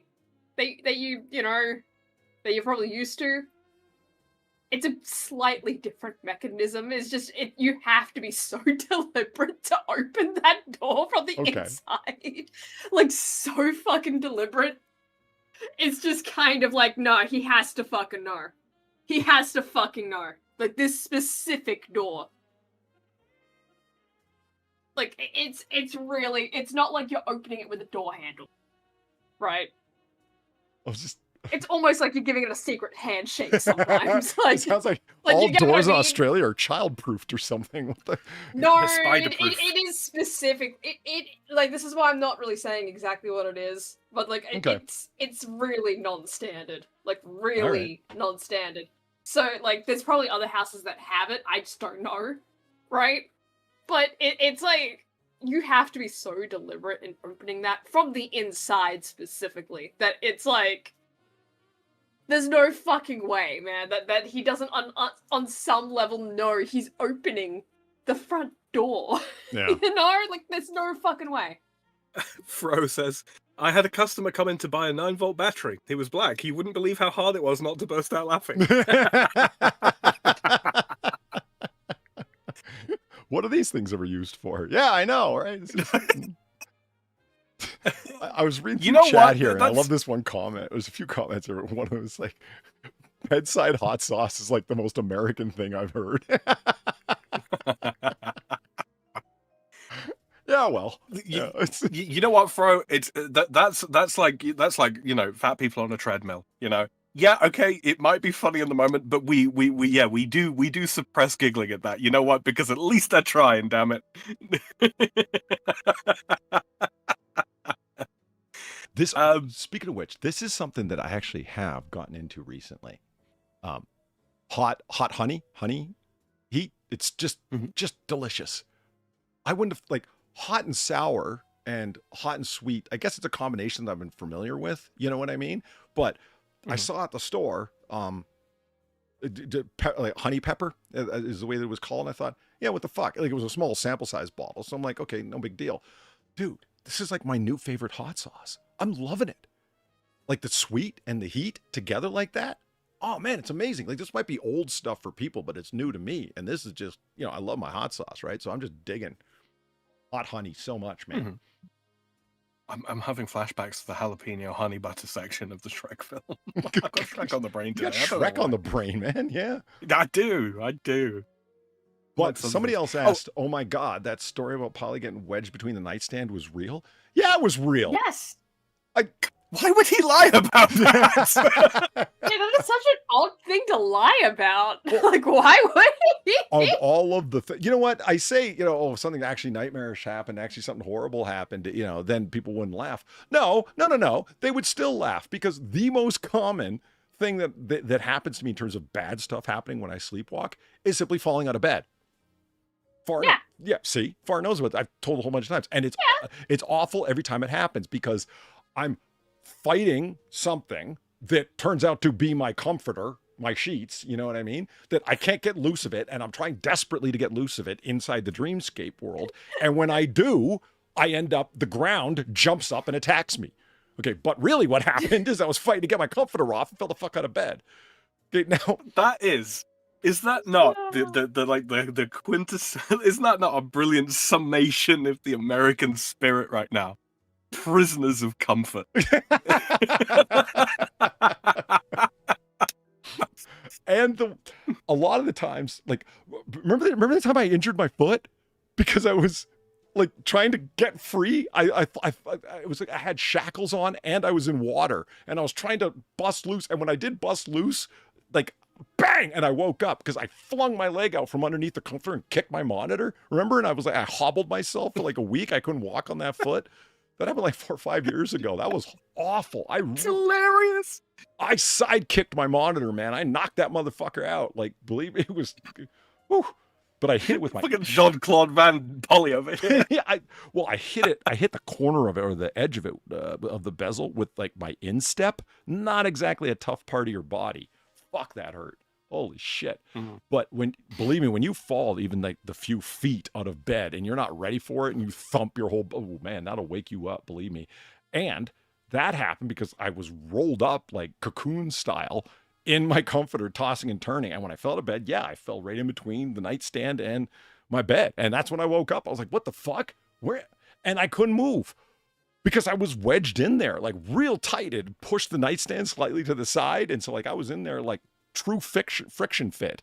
You know what I mean? I couldn't get up. So I had to sort of sideways shimmy straight down to get out. It took me a while, but I got out of there eventually. And that's why my nightstand's right up against my bed now. That's not happening again. 3 things here from Kefka's. She's asking, speaking Batman, are we going to watch more episodes, Polly? Of course. We started watching, we watched one episode of the Batman, the Cape Crusader. Oh shit! Mm-hmm. It's, is it the 31st? The 1st? What is it today? 31st Yeah, for you. 31st. Just been the 31st for you. Yeah. Just been the 31st. Oh, the season 2, Kefki, just came out today then. We're watching season 1 of Batman Cape Crusader, the new animated series, and we were popping off with our opinions left, right, and center because we're opinionated like that. But yeah, that was enjoyable. And we got we were just watching, obviously, season 1. Season 2 just dropped today, unless they pushed it back again. I don't know. Second thing that she asks is, I bet the sriracha be yummy. Is it very hot, Ploit? No, it's not particularly hot. It's the best dipping sauce that's out there is a hot sauce. It's got a chili pepper thing going on in it, but it's also got a lot of other stuff. There's sweetener in it. There's garlic in it. It's really strong on garlic, and nobody ever talks about that, but it is. There's a number of things that make it what it is, but it's good. It's good. It's fucking peak with dim sum, man. Just make sure you don't drink it. Mm-hmm. And then the third thing, our smoke alarms are weird. They're both wired into the house and they take batteries. Yeah, they're kind of old school, those. Long story short, they're wired in so that they don't drain a battery down, completely, and then they have batteries in case you have a fire during a power cut. That's the ones that I have. Mm-hmm. It's when the battery was dying, when the power was out, that I suddenly got this Spanish lady talking. What? Did that sound insane? Yeah, what? Yes. Yes. Yes, it did. Because they talk to you, right? Like they have a recorded voice on them. The ones that are in the house that I live in, right? So it's like attention, the battery is low, or whatever the fuck, right? It's like power is out in the house and the battery is low. It's like no se piso tiene, but it's like, you start hearing the Spanish lady say that because it's in America, so it's both in English and Spanish. What? La pila es vida. And it's like, why did the guy sound authoritative and the woman sounded like a condescending newsreader? I don't understand. But I was wondering why I was hearing an oddly robotic Spanish lady talking when the power was out. But now I knew why. It was my smoke detectors. Smoke detectors are Spanish women. Great. Great. Report them too. Yeah. What was that? Just Platty in the background going, deport them too. Smoke detectors. Jesus. We will not make fun of the loss of Spain. It's a horrible moment. Especially for the invaders, because we know how that ended for them last time. Just saying. I'm just saying, look, if this is what begins the Reconquista, count me fucking in. Yeah. I mean, I've seen some of the statues they got up all over Spain. Do you think they're going to want to tear those down? Maybe. Maybe.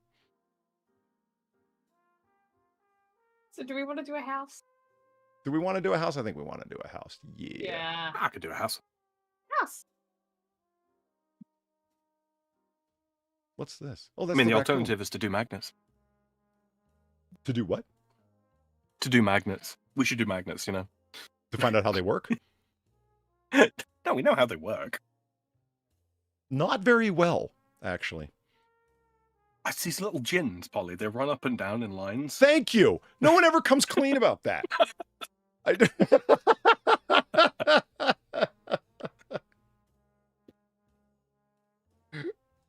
Oh, fuck. Oh, Far. Son of a bitch. We do want to do a house after I do one thing that I got for you, and I've been putting it off for I don't know how fucking long. Not this time. We're doing it. Okay. A while ago, and I hope you already haven't done this. I was thinking about that. Maybe she already read this. Far's a pretty, autistic person. No offense. She might have looked into this already. But, I guess I would be the real autist since I looked into it. I was watching an episode of Cam Sandwich, right? A good while back. And it's when he was insulting the 24 game, the 24 DVD game. Yeah, the 24 DVD game, Yeah, as being one of the worst games he's ever seen. Yeah, which it objectively is, yes. Well, yeah, after his review of it, because I was like, how dare you? Kiefer Sutherland's a treasure, and 24 is the greatest show ever made. It's not the show, that's the problem. Yeah, and then I watched the review, game. and I was like maybe a quarter of the way through his review, and I'm like, okay, I see your point. No, that thing is a piece of shit. That thing is an absolute piece of shit. The game is insulting compared to the show, and just in terms of the intrigue and interest, it's just awful, man. Good God. But 24 is still a great show. But in that, he said, and I've seen, I'm pretty sure this is where because he did his little passing moment in the intro sequence where he said, and I've seen some bad games, blah, blah, blah, blah, blah. There's even one game that called for this, another game that has this fucking review, which is the most insane thing I've ever seen. But those aren't the worst games I've ever seen. And then goes on to talk about 24. And he says, this thing, it flashed up on screen for just a second. I got enough text from it to go to the original review, pulled it up, and I have the full text of the most insane review that Cam Sandwich has ever seen. And it's something. What is it? It's a review of a Twilight game. No, I don't think I've seen it. It's glorious. If it flashed on the screen for a second, I wouldn't have. Oh, I went frame by frame to get it because dude's funny. And it's not fatal. Flatty, it's not fatal. Here is the full text. Yeah, you can see it. It's pretty long. Oh my God, but this is a review that somebody left it at a fucking board game site, for God's sake. Oh my God. So this is priceless. Like, it's just, this is just great. Okay, here we go. Put this over here so I can read a little better. I want to read too. What the fuck? I don't want you reading ahead, Far. I want to put out the real flaw of this game. Okay. It's titled, So Let's Get Serious for a Moment. Yeah, what everybody wants about board games, you know. I want to point out the real flaw of this game. Given that it's designed for teenagers, and more specifically teenage girls, I was really troubled by the degree that it seems which try to facilitate a worldview that I find unhealthy for teenage girls to adopt. First, players are consistently rewarded for voting with the majority or having the same answers of those in these social survey style questions as the other players. The reinforcement here is, quote, be exactly like everyone else and you're a winner. It's my experience that many of the students that I have are spending their time reading escapist fantasy fiction like this are struggling with the opposite, being nothing like their peers, being brokenhearted or weird or funny looking. And I realize that this is what Bella is supposed to represent. But given that she is an idealization of mediocrity, ironically, the opposite message is being transmitted. You are not good enough. You are not smart enough. You are not pretty enough. So you might as well escape, because your life isn't worth it. Numb your soul in mindless fantasy, and that's not healthy. Rather than teaching kids to escape reality, we teach them to embrace it, to struggle within it, to transcend mediocrity, instead of creating a bubble of preference, a shell of self-deception. Second, Jesus, she's only at number 2. Second, there's this weird undertone of sexuality and risk behavior to this whole game. And yet, this is contrasted or juxtaposed with this apparent chaste teenage morality that permeates the Twilight universe. It's seriously bizarre.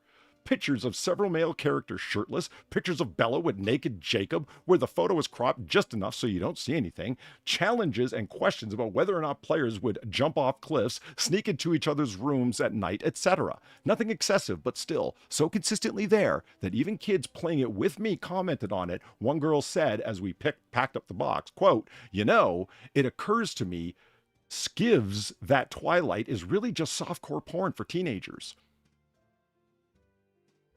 What kid is saying that, for starters? But also, why are you playing a Twilight game with kids? Yeah, she seems to be a little bit involved in her very early teenage students' lives. As it goes on, you find, and it's also... But it's just... What teenage girl says that? I don't know. It's like all the people on the news that say my 8-year-old asked me why Trump is such a tyrant, and it's like, no, that didn't happen. That's not even... I'm not even saying that's like teenage girl because she's saying it like as if it's younger than that. It's like, for starters, what kid is saying that? But also, why are you playing a Twilight game with kids? Why are you saying like all this as if this is targeted towards, not older teen, like middle to older teens, right? Right. Like, yeah, I remember seeing girls in like year 7 with Twilight on their desks as the book that they were fucking reading, which is a little bit inappropriate for a 12-year-old to be reading, I'm not gonna lie. But that doesn't mean that they should be fucking reading that, you know? Well, we Like, haven't you know what I gotten... mean? Like, it wasn't actually made for them. Like, what do you mean this is made for kids? Well, What do you mean by this? wait, because we haven't gotten to teenage pregnancy nor self-yeeting yet, both of which are coming up. Oh, great. Because self-yeeting, that was totally part of Twilight. What? Well, I mean... In a the sense. second movie? Oh, what, where Bella Right? was saying, turn me? That thing? No, where she threw herself off the fucking cliff. Oh, with the wrist behavior. Yeah. Yeah. Yeah. It's like, you could make the argument there, but it's just... No, continue, Okay. because we are running out of time.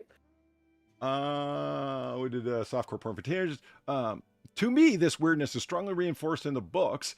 Haven't seen the second film, for your information, though I suspect it'll be forced to around the holidays here. But I have read the book, so I can have intelligent conversations with my kids about them. In the Why? In the, what is it, third book maybe, Jacob almost essentially forces himself on Bella, and it's violent and just short of R-word. And yet, she later forgives him. Does that happen in the books? I don't know. I forget. Yeah. I honestly fucking forget. Because, werewolves are just like that. And no doesn't really mean no. And it's okay to, if a boy treats you with violence, you probably deserved it. And if you love him enough, you can change him. To say nothing of the fact that Edward's character is essentially a 100-year-old pedophile. Okay. No, you've completely misread that character, but alright. Yeah, I mean, Alright. I will not be put in the position of defending Twilight here. Fuck her. She's making me want to, but that's just not the story they told. But I'm not going to defend Twilight here. But fuck you, lady. So okay. So But you know what? I will. It's more Edward is frozen at that age. That's not being a pedophile, you fucking retard. That is genuinely just arrested development at that point. Yeah. Forever. That's the horrifying thing of it. And he's going after a girl He that's is- literally 1 year yes. younger than he is, or older actually. Yes. At that point, Yep. So who's the pedophile now, you dumb bitch? yeah. Haha! Like, if anything, we've talked about how Stephanie Meyer's core ideas are not that terrible. They're just terribly developed. They're not, and she just focuses on like completely different things. Yeah. But she has like solid world building ideas. if you She actually look expresses, at like, what in a she's strange way, done. like Edward's nightmarish life. But if you really Yes. wanted to make it nightmarish, it could be like someone could be asking, like Bella, for example, what's it like to be perpetually stuck? Again, not just at that age physically, but emotionally. Like, if children are stuck as children forever, aren't you stuck as a 17-year-old forever? Don't you wonder what it would be like to be an adult? And then you could go into, you have no idea. Like, and tell the horror of it. Just saying. It kind of speaks back to something that we were talking about the other day, Farah, actually, and so much as like, people, especially women, who they seem to be they seem to be stuck being very young looking for most of their lives. Like, what the fuck are they supposed to do? What, just die alone? Yeah, pretty much. I don't think that's guess I die. No, Jesus. I don't think that's exactly what Stephanie was going for, but it kind of I can draw some parallels. No, but it is that same kind of theme though going on of like, what are you supposed to do in that situation? Like, oh shit, I guess because he's forever 17, but he's really over 100, he's a pedophile now. Like, it's almost a weird role reversal actually of what you usually see with that kind of thing, right? Yeah. Like, the guy that is permanently that age is now the problem. Yeah. Not the woman that just kind of looks a little childlike. I mean, the real problem in that vein is all the 40-year-old fucking yes, absolutely. housewives that were creaming their collective underwear over this fucking story that's for Yeah. the guy. Ladies, this is for teenagers. Just let them have this really one, okay? I know you were looking for something new after Harry Potter, but Jesus, just chill. Read your Okay, Bible. boy teacher violence. Okay. So the teen girls that I have in my classroom are not so idiotic that they can't see through BS like this. So sometimes I wonder. And nice way to talk about your students. And I don't think reading about situations where characters do dumb or dangerous things like this will necessarily lead to them. But it says something about Meyer's ideological foundation, about the books and movies, hell, about our whole culture, that there is this underlying tone of angst, self-destruction / self-yeeting, R-word, violence, and teen sexuality. I'm not some prude. Okay. Are you fucking sure? Like, you sound like a fucking prude. I know. I kind of think you are, mate. Yeah, right? I'm not some prude. Imagine having a problem with the book written by the fucking woman that's what, a Mormon? Right? Yeah, she's a Mormon, right? And she's very much into like monogamous marriage and not in favor of abortion. Like it's conservative coded. And you can see that, yeah. Especially in the last book, where it's literally what, like, oh, this is gonna be an abomination child. We should just probably yeet that, and Bella's just kind of like, no, what the fuck? Yeah. It's a baby. I'm keeping the abomination baby. Yeah. Right? It's like, fucking Christ. What do you mean? Well, I mean, somebody in chat there said it's like it reads like a bunch of commie gobbledygook. And that's the essential thing of Marxism, is to graft your ideological view onto everything. Yeah, I realize lots of ideologies do it, but it's actually called for in Marxist theory. Yes. There always is an oppressor-oppressed class. You need to understand false consciousness, so literally graft it onto everything. Not a lot of ideologies call for you to graft it where it's not even part of it. It's a bottom-up theory, not a top-down theory. Marxism is top-down all the way. Read into it. And so, yeah, actually, that's a fair comment to say it reads like commie gobbledygook. Yep, that's not bad. Yep. She says, I'm not some prude, nor do I have any illusions about teenagers and sex. Indeed, I am adamantly opposed to the, quote, abstinence-only, quote, education still taught in some Arizona public schools. Arizona, incidentally, has one of the highest teen pregnancy rates in the nation. Coincidence? Wow, lady, you're off in the weeds here. But there is a difference between helping teens make safe choices as they make the transition into adulthood and pretending via some warped moral order that teens are all chaste, innocent kids who deserve stuff like embedded sexuality and risk behavior in entertainment culture. Like, lady. You've never read these books. Holy shit. It's like these movies, and weirdly enough, this board game are simultaneously saying be good while tempting its viewers and players to be anything but. So what's up with that? Lastly, I have always believed you can tell a lot about a society or a culture or even a person by what they worship. And what does it say about us? That this is what we are committing our energy and adoration and passion towards. Who are we if this is the best mythology we can embrace as a society? What does this say about us that so many kids, indeed so many adults, choose this as the narrative that they relate to?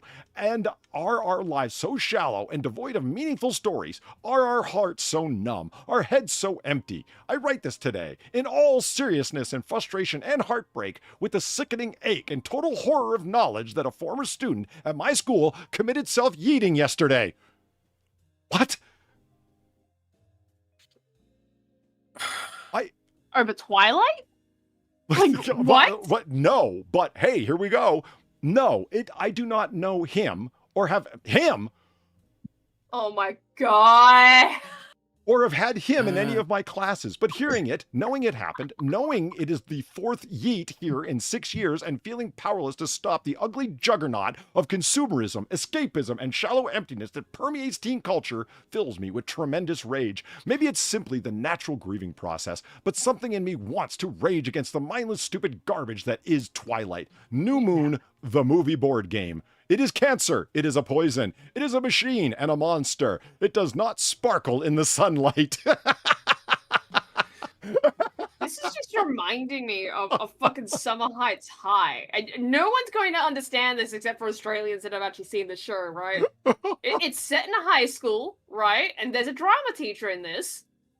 And a student dies from fucking overdosing on, like, ecstasy, right? And you know what this teacher decides to do for the student that, like, has barely ever been in his drama classes? Make a whole play centered around her. Oh. Not in a tasteful way either. Because she's a naughty girl with a bad habit.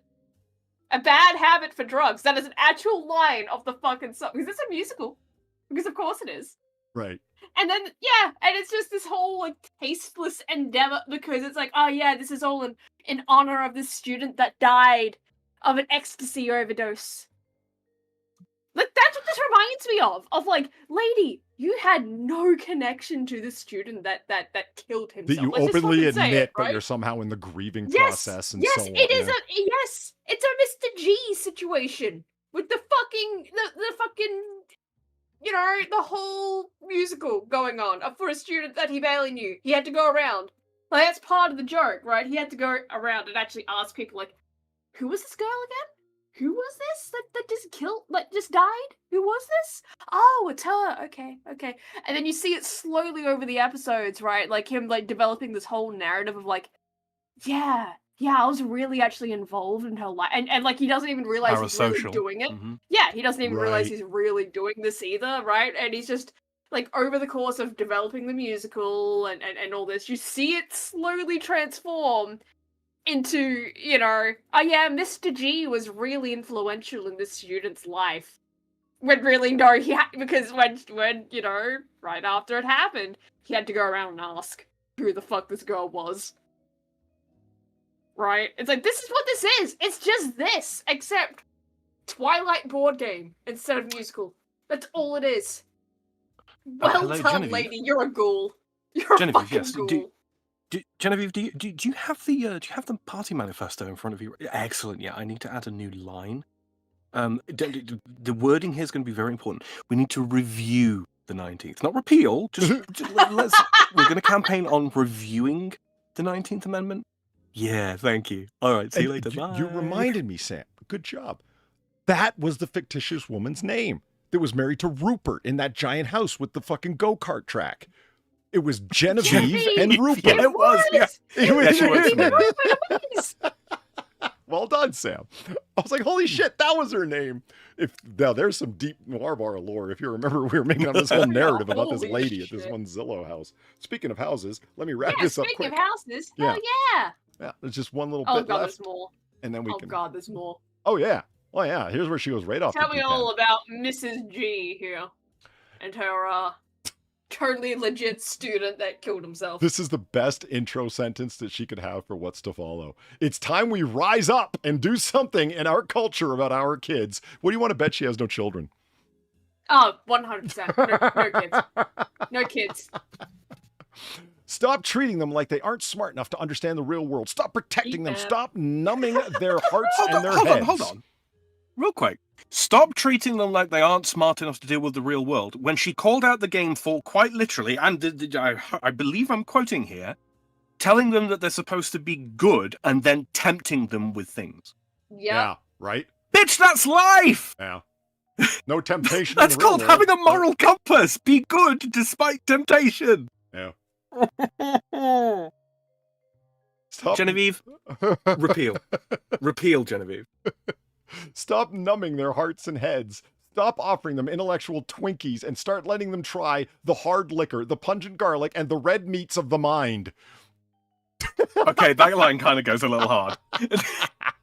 Stop offering cultural activity that challenges them, gives them meaning and purpose and value instead of merely anesthetizing them, inviting them to play bigger, better, real games, to be good players, to be thoughtful players, to be smart players, to be good human beings, and to find themselves in the beauty of good ideas and difficult discourse, to show them that there is no escaping the darkness, there is no sparkly immortal who will save us from our angst and emptiness. In fact, there is no escaping any of it, except by walking fearlessly through it. We cannot teach people to find that fearlessness if the best we can offer them is the escapism of Twilight and the consumerism it spawns. Men, you are not machines with machine minds and machine hearts. You are men. I love that speech. It's so good. And that is it. Verbatim from beginning to end, man. That.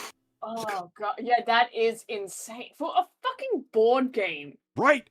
This is just Of for all a shitty things. board game that follows lockstep to the movie, where you're just trying to reenact the movie. Like, that's how thoughtless it is. It's, if you see the movie, you're gonna win. It's just a matter of who rolls the dice to play first. You know what I mean? Because everyone's gonna score 100% if you know the film.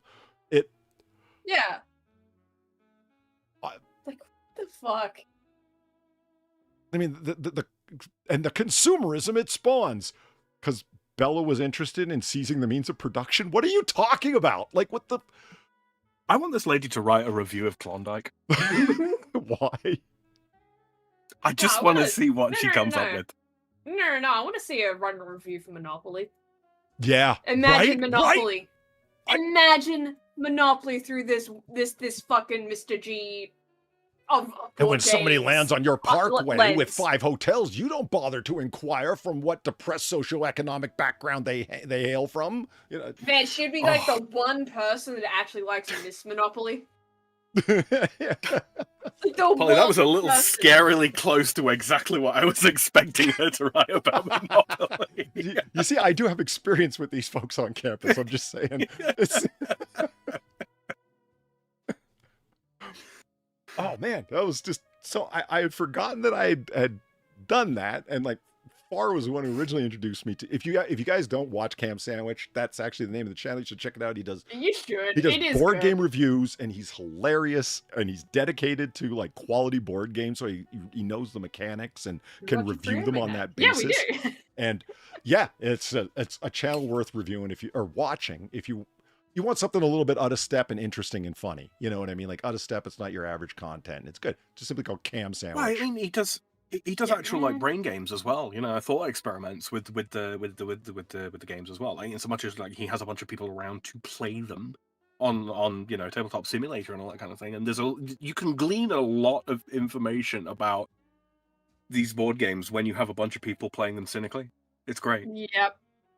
Just don't watch. Man, the I Rat still Brat. think about the one time he showed oh god, Candyland on Board Game Simulator, that you can just have it play itself. So like they were just treating it like it was a like you know, at the racetrack and the or ultra something, speed right? runs Like, through it to see how you Yeah, can get to yeah. the top, and how many no, permutations. but they were like, but like they had it just play itself, and they were like betting on the different pieces of like who was going to win. Yeah. Like it was a fucking racetrack. I still think about that sometimes. I could see that. That's better than horse racing. Yeah. Yeah, it was exactly like horse racing, except it's fucking Candyland and it's just playing itself. It was great. It was really great. Anyway, house. Yep. Boom. Okay. Just don't be frightened when you see the rat. He will. He is a Don't demon. watch the Rat. He is a demon, but as long as you have the correct supplies at hand, he won't steal your soul. It'll be fine. You'll be fine. That Yeah, entire that thing video, is genuinely demonic. that game/video is a cognito hazard. A like keta class. Don't watch Yeah, it. I apologize on behalf of my country for making that. Australia was responsible for the rat. I'm sorry. I don't wait. Fuck. Now I've got a fear that we've already done this house. Is that quick gander? Son of a bitch. We did do this house. Oh no! Did we? Well, did we? Hold on. Here. No. Nope. What? What? Nope. No. Not Okay. done that one. So Valine will be No. happy because she sent me this, hopefully to tickle your tism, Sam. It tickled mine. This is a house that I was expecting a meal first. not taintism. It's different. Let's see. For $760,000, you can have, and this house is still on sale. Fuck yeah, look at that. Yeah, it's still for sale. For $760,000, you can have this 4-bed, 3-bath, 2-car garage, 2,600 square foot geometric monstrosity. It's all yours. And I don't immediately hate it. Is that weird to say? It's surprising, actually, because the diamond oblong shape does not go in the square hole, Sam. But it all goes in the square hole. You just got to rotate it. You sit on it and rotate. Okay, hold on. Let's bring up my large screen capture here. There we go, folks. This is I'm calling it the oblong nightmare. I don't know why. It's not exactly lozenge. Lozenge What nightmare. the fuck? Just planning in the Rhombosoid background as soon as it appears live on the stream. What the fuck? Rhombosoid. Actually audible. Just what the fuck? I've got the name for this house. It's rhombosoid arthritis. It is. Arthritis. It's very rhombic, isn't it? That's a word. Rhombic. Yeah. Yeah. Can I have some water, please? You want some Damn it. water? I keep want fucking some up. water. Okay, I can get you some water in Yay. a couple minutes. Is that okay, dear? Couple minutes, damn. Have you ever Okay. noticed that OBS and all of its fucking interminable updates never little bit. fucking updates to make its fucking hotkeys Coffee. the same as everybody else's hotkeys? I have in fact No. noticed that, yes. It's annoying. If you I just have custom fucking hotkeys for everything. I should recustomize the keys just to make them the same as everybody else's. Because I'm used to when you want to resize something, listen, make everyone's like Adobe's. Because whether or not that's who everybody followed, that's who everybody patterned it after a little while. If you want to resize something, you hold down your left click key and shift. And if you want to resize and not have it pay attention to aspect ratio, you don't want it. Mhm. You want to lock X and Y at the same time, and you're just moving the X on the X axis. It's what? It's Alt and Shift. You just get used to doing this, except on OBS, they're all completely different. Justin Wilson says House or Act. Not bad, not bad. Hey, Frankie says. Frankie says, considering I hate modern architecture, I sort of like this. I'm kind of in that territory myself. wait Frankie. till you see some I of the kind of am. interior choices that they have to make. That's going to be the killer. Yeah. I think. And Gamer Valine is saying, I know she's been waiting for this one, and I thought I lost it, Valine, but then I went back through our DMs just to find the various houses that you sent me. Remember we were talking about that 2 weeks ago? I had lost a bunch of houses, and it pissed me off. I went back and found them. Yeah. So, nothing's lost. Nothing's lost. Just temporarily misplaced. Oh, Far. I just remembered what I was going to tell you. Fuck, hold on. I'm going to make a note about it. I'll tell you later. Okay.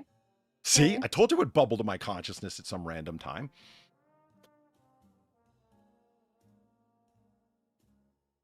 Okay.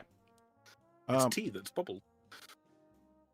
What was it? Tessa House? What was it? The House or Act. House of Rack. That's pretty good. I like that. Because I think fourth dimensional space is a total fraud.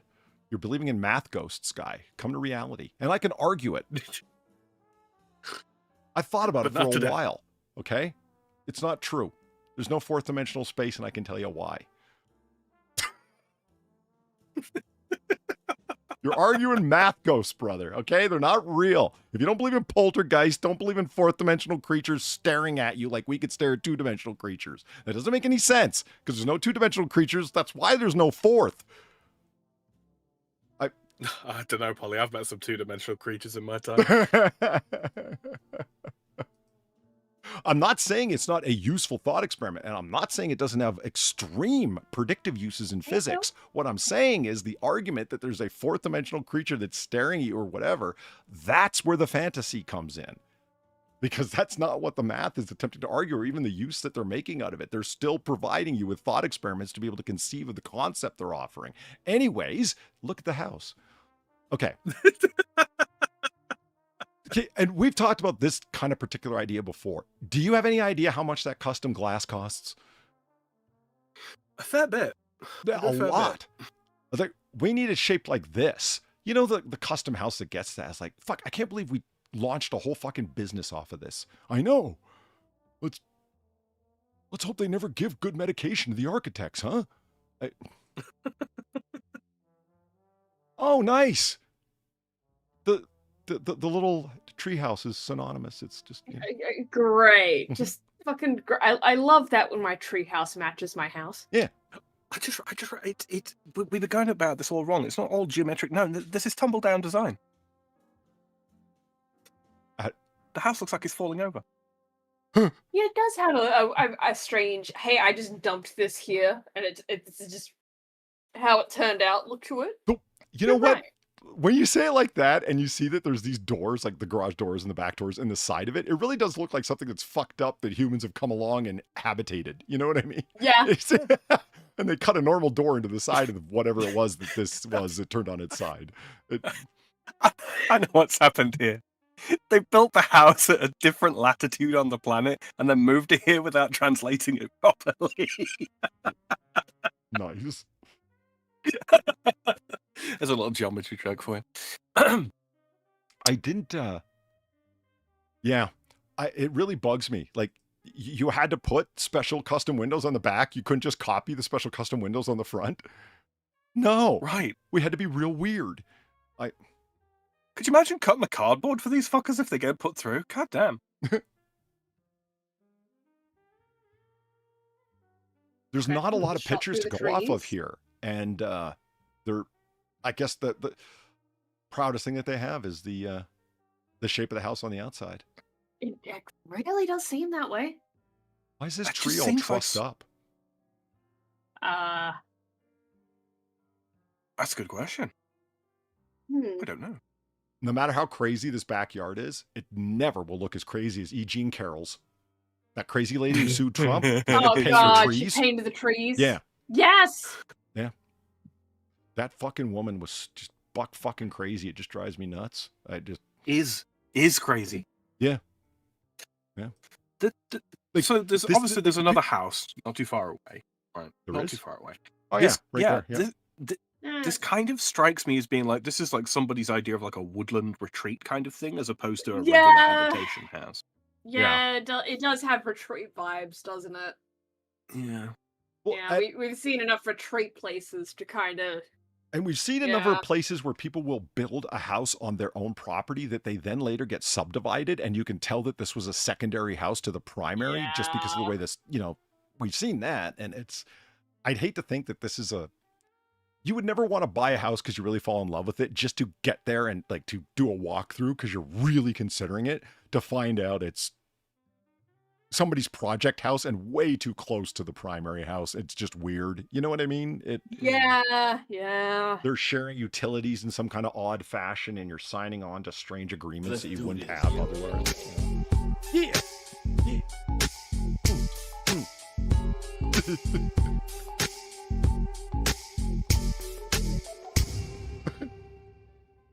Gamer Valine, thank you for the 1050, and thank you for the house.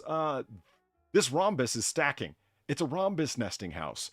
I love the name Famous Architect. I love the named Famous Architect. I'll find that out. This is a famous architect. I mean, aren't they all if they built more than one place, or had more than one place built, I guess? That's something that I don't understand, and I'm not really going to look into it. Maybe somebody else knows, they can tell me. It's one thing for an architect to design a house. It's another thing for a company to facilitate its manufacture. Who does that? Yeah, we should really hold, some of these companies, these corporations to account. Yeah. Like it's fine for some fucking idiot to come up with some idiotic notion of some sculpture to make. It's another thing for a corporation to pay them to do it, just saying. Yeah. There's too much money in art and architecture. Artists should work for the love of the game, damn it. Again, some people get really angry. Fuck making money. Yeah. Patrons Fuck are the assholes. money, fuck the fame. Yeah. Be poor and enjoy it. Well, you pay see, me Far's enough, an I'll OG build your artist. idiot house. I hear you, but someone's paying them. I guess that's the part I don't understand. Who's facilitating the funding? Because unless the artist is individually rich, they have to have a patron. Great state of California, brother. Oh, man. Right? They'll pay for anything. I can tell you there isn't a single campus in the United States of any size that doesn't have a zero net carbon impact building. We've got two. And they're neither of them met their proposed, like they have a negative carbon impact. They've all got like they look like nightmares. Like they've got fins on them, and like, you know, every flat area is covered in a fucking solar panel and so on. And, you know, the toilets are all low flow. The fountains barely work because everything's so low flow water. And it's negative impact. They all end up having a positive impact when measured by an outside assessment agency that they all swore that they would pass with flying colors. And it's like, it didn't get there. And okay, who facilitated all that funding? The students and the state and the federal government through subsidies because it was a negative net energy building. That's who. And it just ends up looking like a fucking heat sink with botulism. Yeah. Yeah. And nobody wants to conduct anything in there. Because guess what? It's hot as fuck in the summer and cold as fuck in the winter. Surprise. It's fundamentally failed as a human building. I'm not trying to be gross here, but they're all extreme low flow toilets. You try and find a bathroom that doesn't have a floater in every single bowl. Yeah.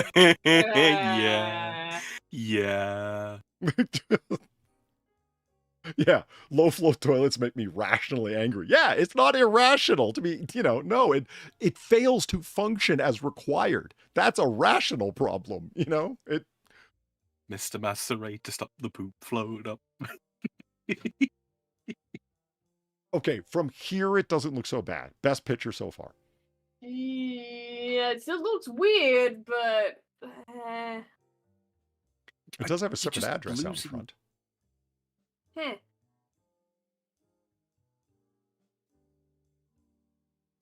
It just looks a bit IKEA-ish, you know? Yeah. It has an air of Swedish to it. I'm starting to... Something seems odd. Your lighting is all off. Somebody played very deep games with your highlights and shadows here. Your fucking stoop light shouldn't be that bright, nor should they have blur effects coming... Not blur effects, but stream effects coming off them. Why are they lighting up this area so much? This is fucking like high noon. Well, no, not high noon from the shadow angle, but still. It's full daylight outside. You shouldn't be able to see inside there at all unless somebody's played with the shadows and highlights. Never mind me. I'm too deep into Photoshop at the moment. Man, what are those windows with perfect fucking reflection? Very clean windows. I mean, like, it looks like you're seeing right through to the other side, but you're not. That's just a reflection of the outside. Well, that's what I mean. It's a very clean window for it to be doing that. True. And I'm sure there's a reason for this angled bottom, but I just don't know what it is. No, there's no fucking reason. It's just shape. It's to stop homeless people sleeping on them. Yeah. What? No, homeless people, homeless birds? Like, what are you talking about? Like, what? No, Sam, fuck off, birds. No, Sam, just being a menace to the homeless population is just a bonus with this place. True. It's just because shape. That's it. It's just shape. What do you want to bet that if you put a protractor on the angle of this, it would match the angle of this? Oh, it's perfect. Yeah. That's what I mean. They did it for the consistency of it. It's like, well, we have to. No, you don't. But they did it was anyway. Protracted in concept. It's projected in reality. Yeah.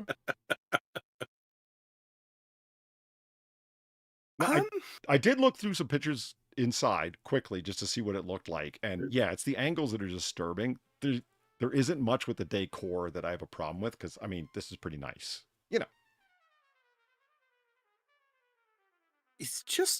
It's ever so slightly disconcerting. Yeah. How so? Yeah. It just feels off somehow. Yeah, I can't quite quantify it. Okay, well, you guys know me. I'm a sucker for rafters. So I'll admit that right off the bat. Yeah, they're charming me with their fucking rafters. Damn it. I like the cabin look, okay? It's like bad video games that have grappling hooks in them, right? It's somehow it takes a bad game and makes it all right.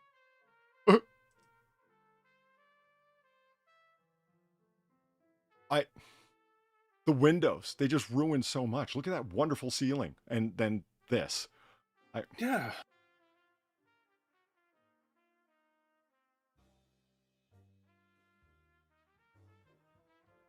I don't hate that staircase. It. I feel like I should, but I just don't. Don't those stairs look No, like I they're do. suspended by just wires? Yeah, no, I hate it. Yeah. I hate it. It's okay. I can hate it for enough for the both of us. Yeah, It's like you could fold it up like it's a collapsing fucking stairwell. I don't. that's not okay. I know. No. That's the not best okay. bit. No, it's the worst bit. Fuck off. Unacceptable. No, I agree with Fart. Like, there's no railing. What do you hold on to? The rusty wires? But it's not okay. Yeah. I mean, you put a hand railing down here. Why don't you think you needed it going up? Skill issue. Okay, some of us have fallen downstairs and broke arms, Sam. That might not be you, but it's some of us.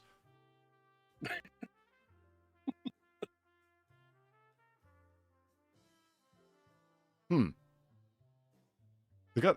Oh god. There's not a wasted getting- space of those bar stools, huh? They really want people cheek to jowl up there. Yeah. I like these chairs. They're kind of like the anti-feminist chair. Man spread away, my brother. You know what? Far we could get Sam to hate those stairs. We'll just get him real drunk and tell him his bed's upstairs. Go ahead. Challenge accepted. Yeah. Clearly, you've neglected the fact that Irish blood runs through these veins. And you're not Sam, sleeping no on our Irish feminist blood. chairs. It's just go to No, bed. Sam, your Irish blood is not protecting you from those stairs. I'm just saying. Come on. Even I would get fucked up on those stairs. Look, I'll either climb them or I won't.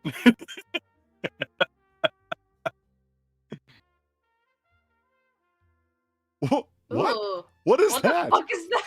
What is going on? What is that? I think that's just It's the a very outside nice of the wood, house I'll say that. intruding on the inside, and they decided to wood it. I think. I don't know.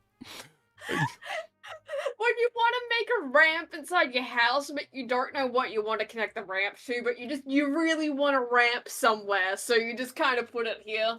You know, you're gonna figure it out later. That's what this is. Just it's just house ramp. Destination nowhere. Fucking Christ. Those are really nice boards, though. They They're are. nice I mean, there's no boards. doubt That's the wood is the great, but that's not the problem, is it? It's- That's the worst fucking part. It's the fact that it actually is nice wood.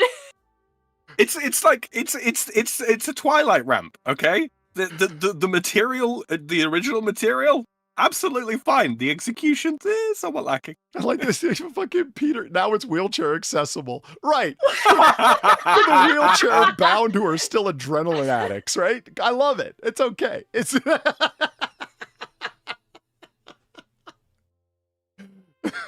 Wait, do you see the wheelchair half pipe out back? Fuck yeah!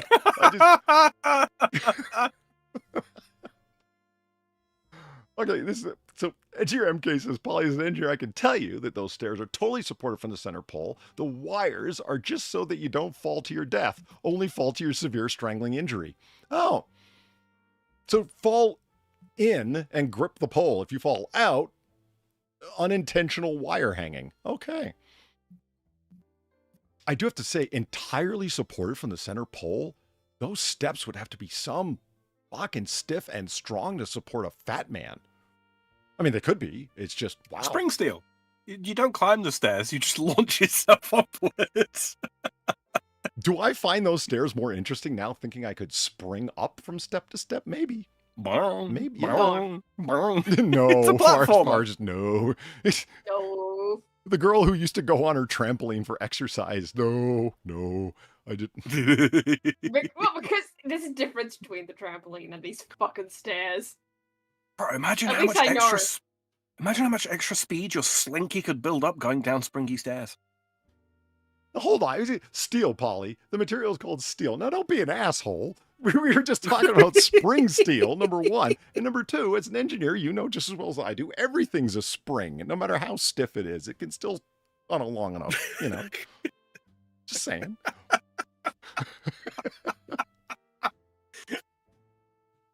Boom. Okay, I hate this. Like, I saw this, the angle over here with the fireplace. I hate it a little bit more now that I can see that it's your, fuck, I forget the name for your wood holding niche, but it's one of them. Yeah. Which makes The a wood little, hole. What's that? The wood hole. The wood hole. Yeah, the wood hole. Yeah. Yeah, it's the wood hole. That could be taken a wrong way. Let's just move on. What, like meat flour? No, that can't be taken the wrong way. That's just delightful. What is up with your ceiling fan? I don't know. Why is it round? Is that a weird camera thing, or do you have like the shortest blades ever? It looks tiny, Yeah. but genuinely tiny. Like, we've seen the drooping ceiling fan, like the one with the flexible blades that only when turned on did they straighten out through force. But like, that's not what's going on here. Those are just... The gay conversion therapy ceiling fans. They straighten out through the application of force.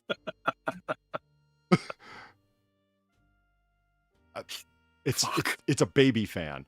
Okay, I can't tell. I lost a long time ago the ability to tell when Valine's fucking with me, so it's just like, is that a thing? Maybe that's a thing.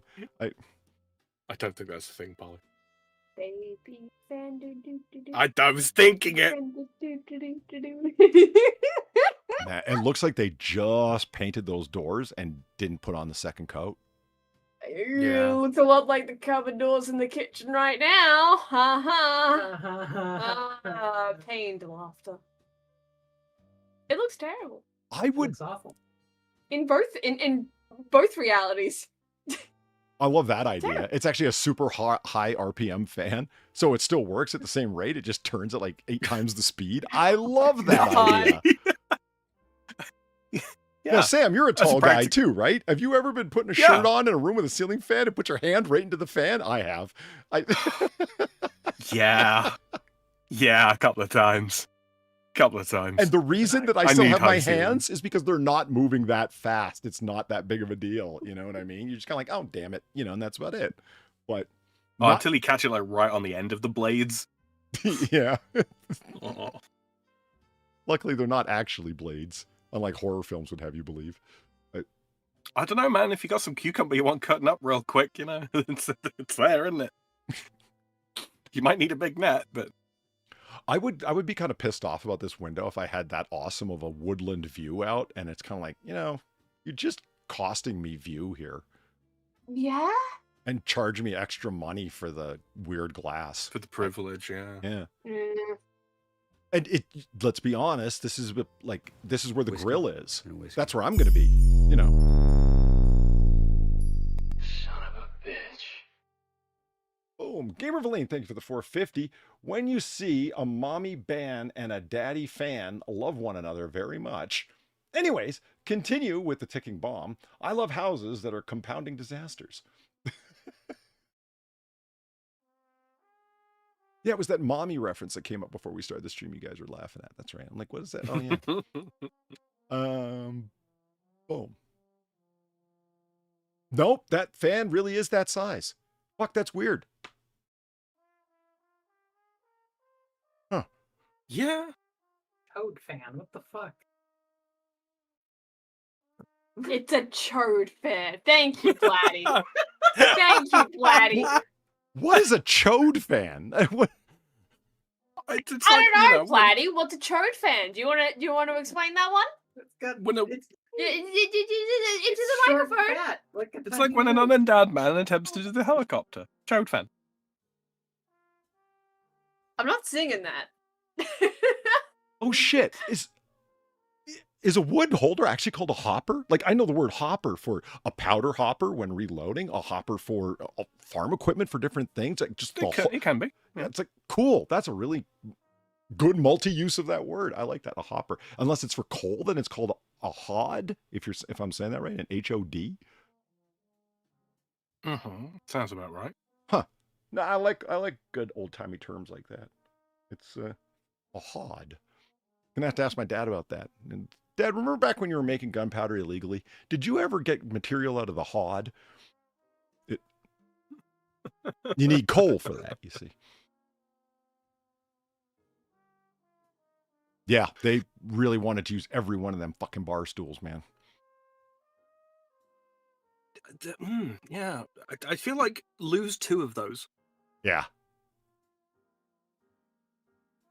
And whoever's sitting here on the far right is going to be kneeing that fucking light switch over and over again. Hey guys, want to see a trick? Clapped hands. Yeah. Let's have a seance. Oh my God, the lights are flicking on and off. I did. But all our hands were above the table. I know. Man, this house was 2,600 square feet. It doesn't look like they got a lot to show off here. Oh. Yeah. Father, they have a Medusa on the table. They do? A what? A Medusa. Oh. It looks like they got a weird hot cross bun. What are you talking about? Holly, if your hot cross buns look like that. Well, I've never made them or had them. Shut up. Yeah, that is not a hot cross bun, man. Well, Giant chains. What's the twisted? The friendship bread. The Jewish friendship bread.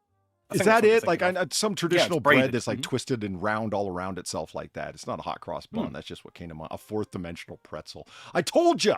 They're not real. Fuck people. I'm kidding. Good joke. I just. Hoisted upon thine own petard, Polly. There's no 4th dimensional pretzels. It's a torus with negative Gaussian curve. Hey, Engineer MK, I'm seeing wood grain on the bottom of them steel steps. I don't yeah, they do that now. Actually, I don't know if I am or not. I could be. I don't know. I felt bolstered when he said they're made out of steel. I'm like, okay, that's a good thing. But now that I'm looking at it, it looks like the center pole might be wood too, just from the various things on it. But those might be welding marks that are painted over, right? I don't know.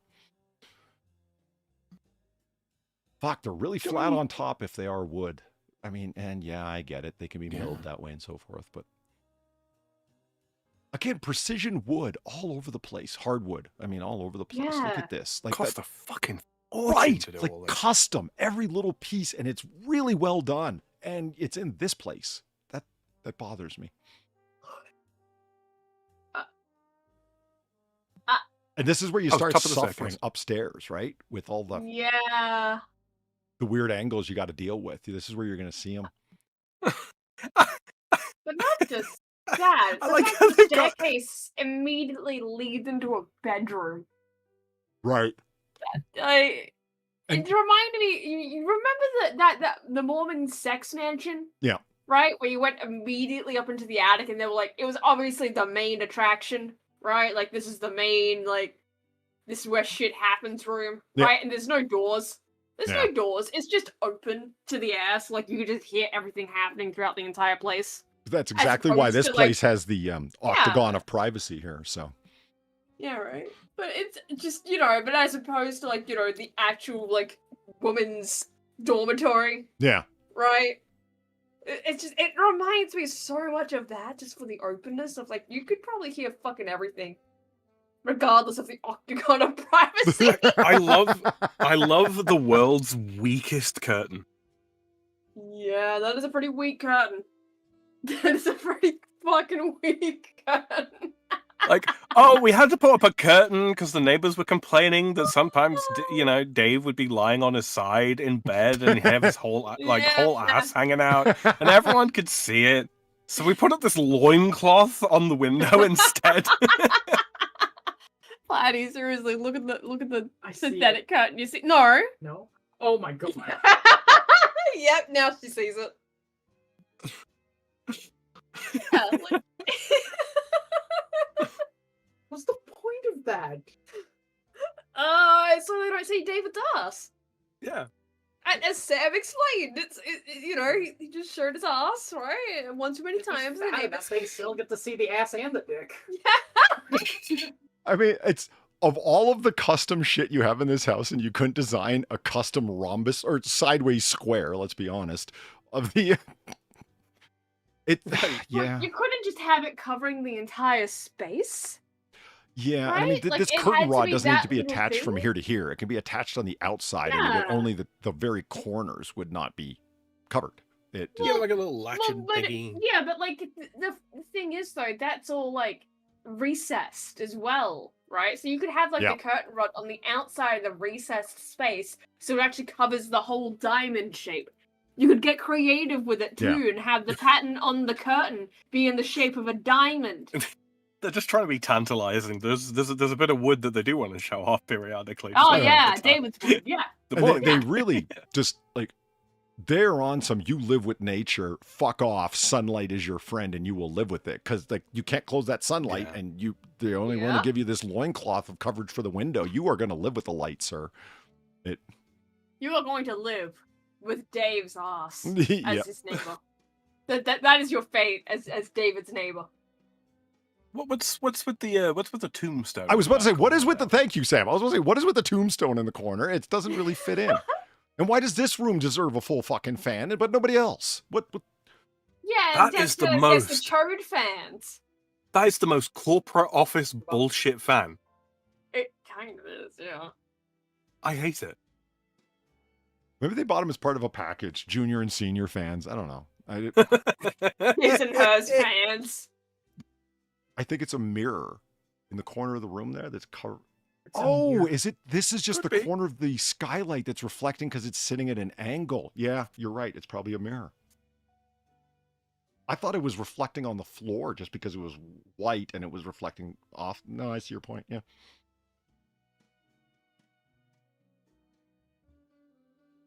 Wait a minute. Wait. Holy shit. Is that a beaded curtain? Oh, I it think might. it is. It might be. See, Far and I have a great love of beaded curtains, being that they're 1970s refugee nightmares. So, it's when people thought a string of plastic somehow helped as a fucking. God. Why? I mean, they're clear beads. It's not even doing nothing. I mean, it's. Yeah. It confuses flying insects. That's- Yeah, there's no curtain up there at all. Nothing that you can. I mean, unless it's got that super cool material that everyone's got to love, that you can. The windows that darken at the touch of a button through. Not prism, through. Polarization. Polarization. Yeah, because that's just fucking cool. Runs a current through it and it all gets dark. Slick. I don't know, this house is pretty nouveau, maybe. I really love the one slender piece of window that's over here. Oh, Yeah. there you go. It is a mirror. Oh, Nice. yeah. Why does it have a round top? That upsets me. What? Have a round top. Oh, the mirror. If you're gonna be wrong, at least be consistent in your wrongness. You know. It's the only mirror that they could find that fit into that space. They wanted it in the corner of the room, I guess. The budget ran out when it came to the mirror. Yeah. They had to buy a prefab. We only got to buy two things. What's that? A blind and a mirror. It's like, well, how big does the blind have to be? And they give you the window dimensions, and here's what they came back from Target with. Sorry, David, I couldn't find a blind that would fit, so I took this tea towel.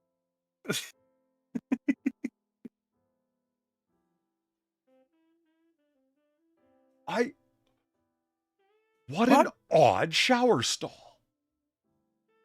Wow. Like it's that there's a really expensive tub in it that bothers me.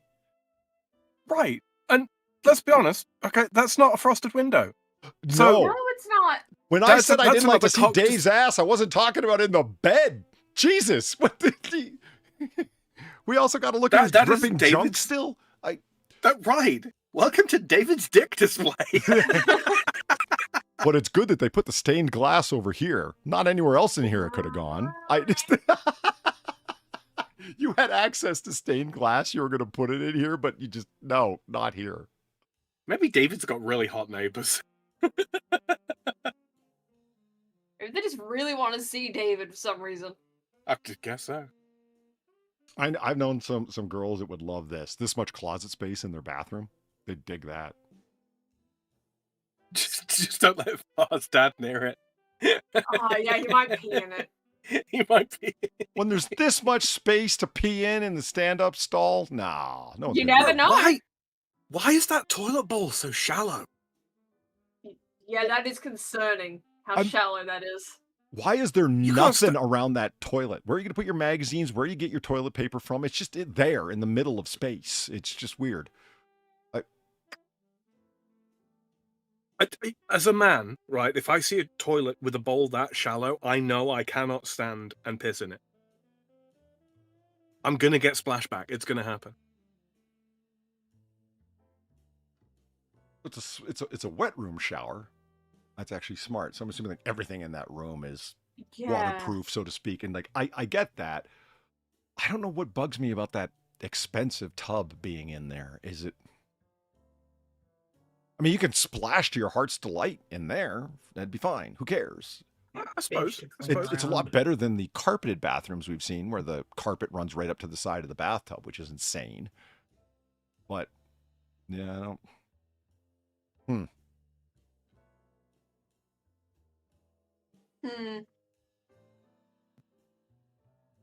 The beaded curtain or curtain ropes, I guess, really, is for the bathroom. That is, yet again, it has the window that just displays Dave's whole ass to the neighbors, right? And Yeah. it has the worst door imaginable. What the fuck is going on with this house? It feels closer to a sex house with every room. Including There is the a- cuck stool over here. Like, what the? Yes! There is a voyeur angle to all this, isn't there? Uh-huh. It does feel that way. Yeah. And you know Like, the are we subtle sure? innuendo all over the place. You know the hint of being seen, ropes for curtains. You know it's there. Yeah, like, are we sure this isn't a voyeur's paradise? Guys, do you think that maybe we just assume the worst of people? Yes, but I don't think we're wrong. Yeah, it's how often do we end up being right though? That's the problem. Right? I mean, we called it on that Mormon sex house pretty well. We totally did. It- We nailed that. We guessed that before we saw the most incriminating evidence. You know, it just got worse from there. It's very Spartan, this bathroom. There isn't like, Yeah. I guess maybe everything's in like hidden cabinets and stuff, but it. I guess. Like, there's no towel hooks or anything, right? Right, yeah. I didn't even notice that until you said. Like, I guess it's very Spartan because it's just so like, this is beyond minimalist, guys. This is well into like, you're missing stuff. I like my minimalism, guys, but this is too far. Yeah, I mean, you've got matching soap, conditioner, shampoo dispensers. Like, it's a little too. I was gonna say a little too hotel, but hotels have more than this, way more than this. Yeah. And usually, if you have like the his and her sinks, I mean, and they're not necessarily his and her sinks, it's just what they're called. You'd have more stuff like hooks on either side of the mirror would be really called for here, and would fit quite well. A hook outside of the shower anywhere, especially near the door, would be nice for your robe or whatever, you know. Sure. Unless, of course, you like walking around with all your schwangy bits dangling and back to Yeah, the like voyeur. David. Yeah. Oh, here we are inside. Nice. I like we've just called this hypothetical exhibition as Dave. It's just Dave or David. Mhm. Either way. Oh, also confirmed, we can see the black top of the road here. See? Yep. Oh, this, Not just the people neighbors, driving by. travelers too. My God, Dave. there's people driving around outside my house. I wonder if they'd like to see my chunk. I must show them. That's David's internal monologue. What's the one piece of brass over here? Is that the towel hook? Or It is a towel rail. okay. Well, so much for the You know, it's wheelchair episode, like- accessibility. This is just dangerous for anybody who's not extremely nimble. Yeah. I was just about to say, like, there's nothing to hold on to. If you start falling, there's nothing to stop you. Yeah. You ain't got shit to grab onto. Yeah, you hit the edge of that tub, you will be in a fucking half pipe, man. Right. Oh, How Okay, but this one tremendous. has a door, so that's great.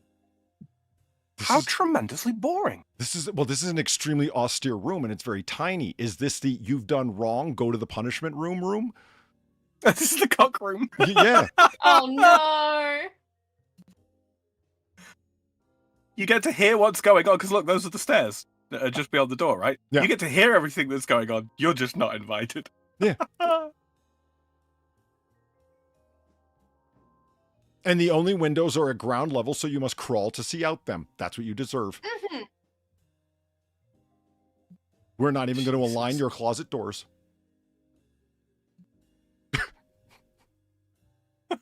For a house where everything is so precisely made, I really am annoyed at this. Yeah, that is like the kind of frustrating of everything else is perfectly done. Why isn't this? Yeah.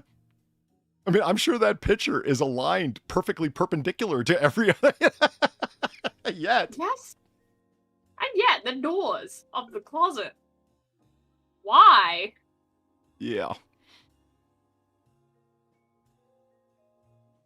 Yeah, this is really making use of the weird windows. Like, they're on both sides of the bed. Like, looking that way. And there's another one looking this way. Okay. Fucking weird.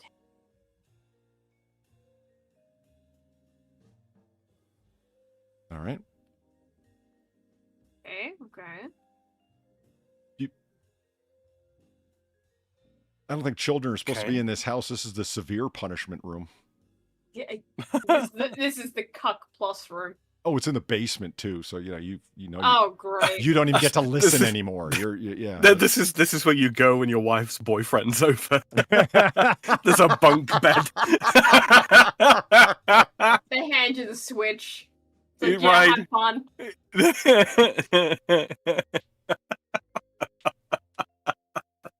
The internet has ruined Discord. While you're down there, you do the man. laundry, clean all the stains Yeah, off right. everything. Yeah. Yep. Put the maid costume on. Is this one of the Jesus? It's the transing cell. Where the programmer socks. The programmer socks and the maid outfit. Oh, Is this one man. of those fold out bunk bed deals? Looks like it. Is it? It does look Maybe. like it. Unless that's an entire brick of memory foam that you're just expected to sit on. It really looks like they're separate. So I'm just like, what is that? Just mattress storage? I'm like, no, that doesn't make sense. It might.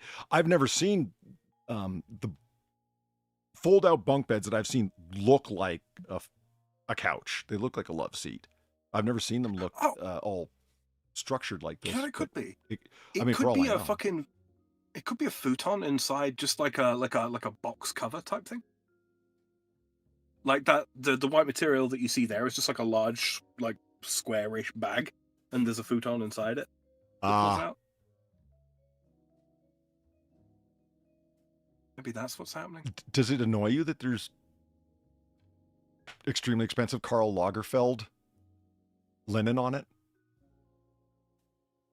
Holy shit, that is, isn't it? That is, isn't it? Fucking I'm like, what does that say? Oh my god. When I read it, I was like, you gotta be fucking kidding me. It's a trundle bed. Is that a thing, or are we being made fun of? I don't know. Okay, look. Anything called a trundle bed is not anything that a human being should sleep on. A hay pallet is better than a trundle bed.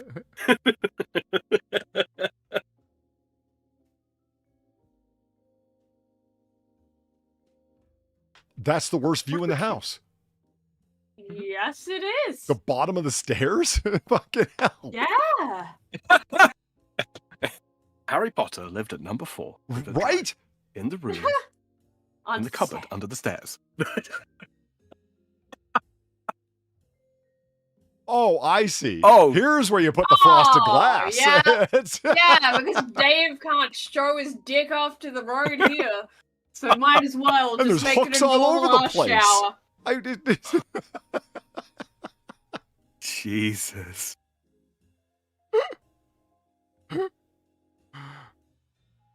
Oh, this is the bathroom on the main floor now. We're back upstairs. Okay. Mhm. There's 3 bathrooms in this place. Yeah. It said 4-bedroom, 3-bath, if I remember correctly. Okay, yeah. Sounds right. But, yeah. No, hold on. What? Along the top there, No. exterior. Oh, that's pictures of. Oh, okay. What? Along the top there, it says all photos, floor plan, exterior kitchen, living room, dining room, bathroom, blah blah. And then it says bathroom 6. I was like, no way, this place got 6 bathrooms. Then no, it's the number of pictures. Yeah, it's pictures. Okay, interesting. Double sliding door, Yeah. or is that just a grip bar? Could be a grip bar. No, this is sliding. You can tell, and then this one as Yeah. well, because you can see the rubber stoppers, so you don't do a shatter the whole door Yeah. in anger thing.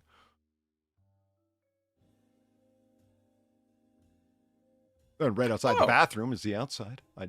Oh, this is a treehouse. Yeah. Which I'm now realizing is an outdoor patio space, really. I get it. Mm. Yeah. I was wondering why the treehouse was so open and empty. You know what I mean? It's like, oh, because this is one of those weird patio spaces where they have no walls, but they have a ceiling. Mhm. Actually, I don't dislike but this we must part. have ceiling. what's that? We have no walls, but we must have ceiling. Well, okay, to be honest, okay, what I was actually thinking was like, no, wait, these aren't like that. It's where there's just rafters, but no ceiling. Oh, a pergola. Yeah, I don't get why to do that. And it's like, well, people have said, well, it's because you're supposed to be running vegetation along the top of them. Yes. Yeah. And I'm like, vines. okay, but what does that say to the people who don't do that? It says they're idiots. I'm like, oh, okay, well, there's my answer, I guess. Yeah, I don't hate the outdoor space here. This part's all right. I could. Yeah. If it wasn't, I could make use if of that this. wasn't being modeled after the inside, like this was just on like alone, no, I don't see what any. It's a great barbecue space actually, but you know, I'm always very trepidatious of barbecuing spaces that are comprised mostly of wood. I know it's paranoid, but I Yeah. don't think it's unjust. I don't think it's completely unjustifiable. yeah, and I'll tell you the truth. If the barbecue space that I have is also down a set of stairs when you open the back patio door, and I don't like it. Yeah. Yeah. I mean, Yeah. small thing to complain about, but still. No. It's not unreasonable for the simple reason of when smoke comes off of a barbecue, it drifts and tends to drift upwards. Yeah. Yeah. Yeah. So you want, if you're going to have stairs to a patio place where a barbecue is being had, yeah, you want stairs up because then that implies that the smoke is going to drift over the top of the building and not in through the door you just came out from, i.e., sticking Yeah. the whole house up with smoky charcoal smell, which is delicious on day 1. Day 2, you're kind of tired of the smell of roasting meats because you've overeaten. Especially if you had too much to drink at the barbecue. That and walking up and down them stairs with one handful full of like a plate of raw meat, the other one was sauces and barbecue tools and so on. It's like you're carrying enough stuff in and out. And it's like, that's what makes me really angry when I see people that live in great climates like Florida or Texas or whatever, and they've got like that outdoor kitchenette. And it's like, I fucking hate you, man. Really, I just want your outdoor kitchenette, but whatever, I was thinking that too. What's up with the ceiling fan outside? It just doesn't seem like it'd be doing anything. I think it was, because that's the same ceiling fan as in the upstairs bedroom. I think they just wanted to put a light there and they had the fan. Or they're idiots. No. Yeah. Either or. I mean, it's a wide open deck space. They don't even have a single chair there. It's weird. Oh, I didn't notice that. All side seating too. Fuck, this is set up for a huge amount of people. That's kind of cool. I don't know as I exactly want to hang my ass over the edge of the fucking... Well, I mean, your name's not Dave, so yeah.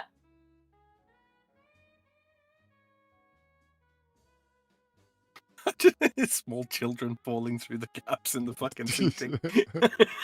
I know that's terrible and I shouldn't laugh, but it's funny. That's absolutely what would happen, though. And then they just do nothing with the space under the fucking deck. Yeah. Which is... That's not what they're calling the fucking carport. It's the car hole. Actually, I wonder.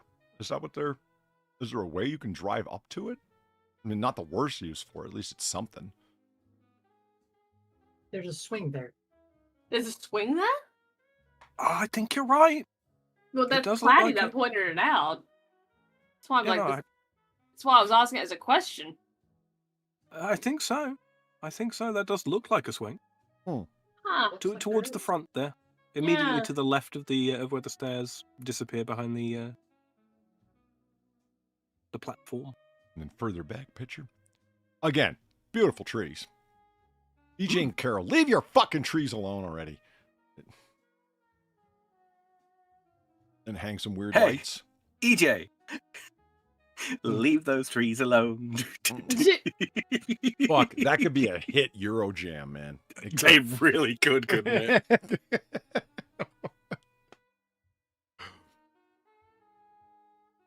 Well, someone's been laying out some bricks. That's nice. Oh, yeah. Oh, yeah. The chairs are all at an angle. of Change the course. lighting. Liminal space for sure. Or cozy campfire. It could, yeah.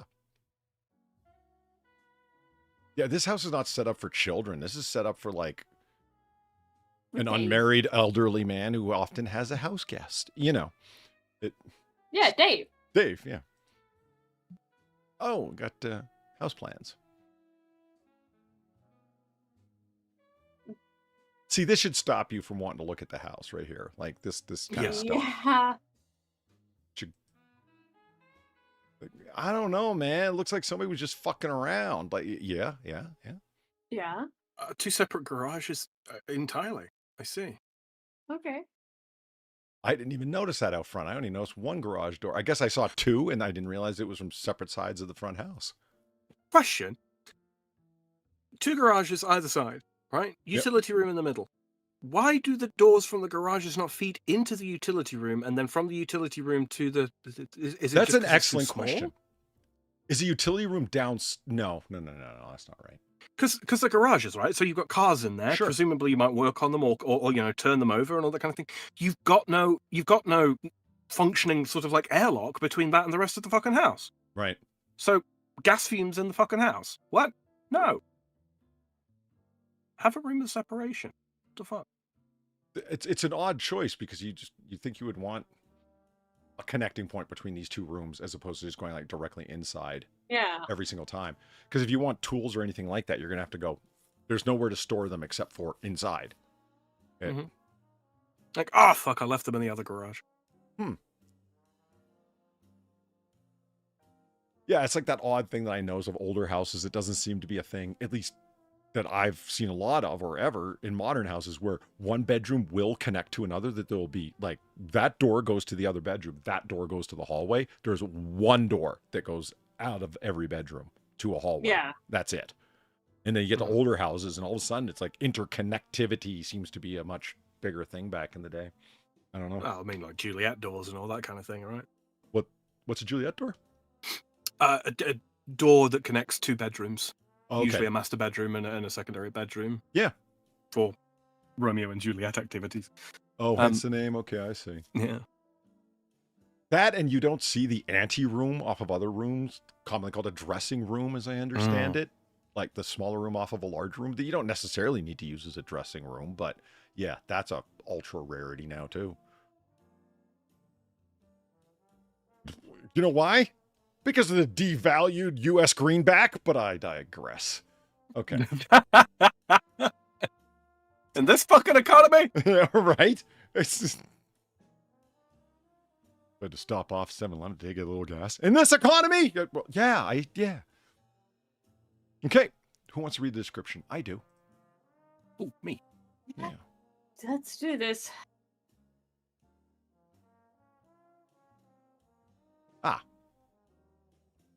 Oh, look at that.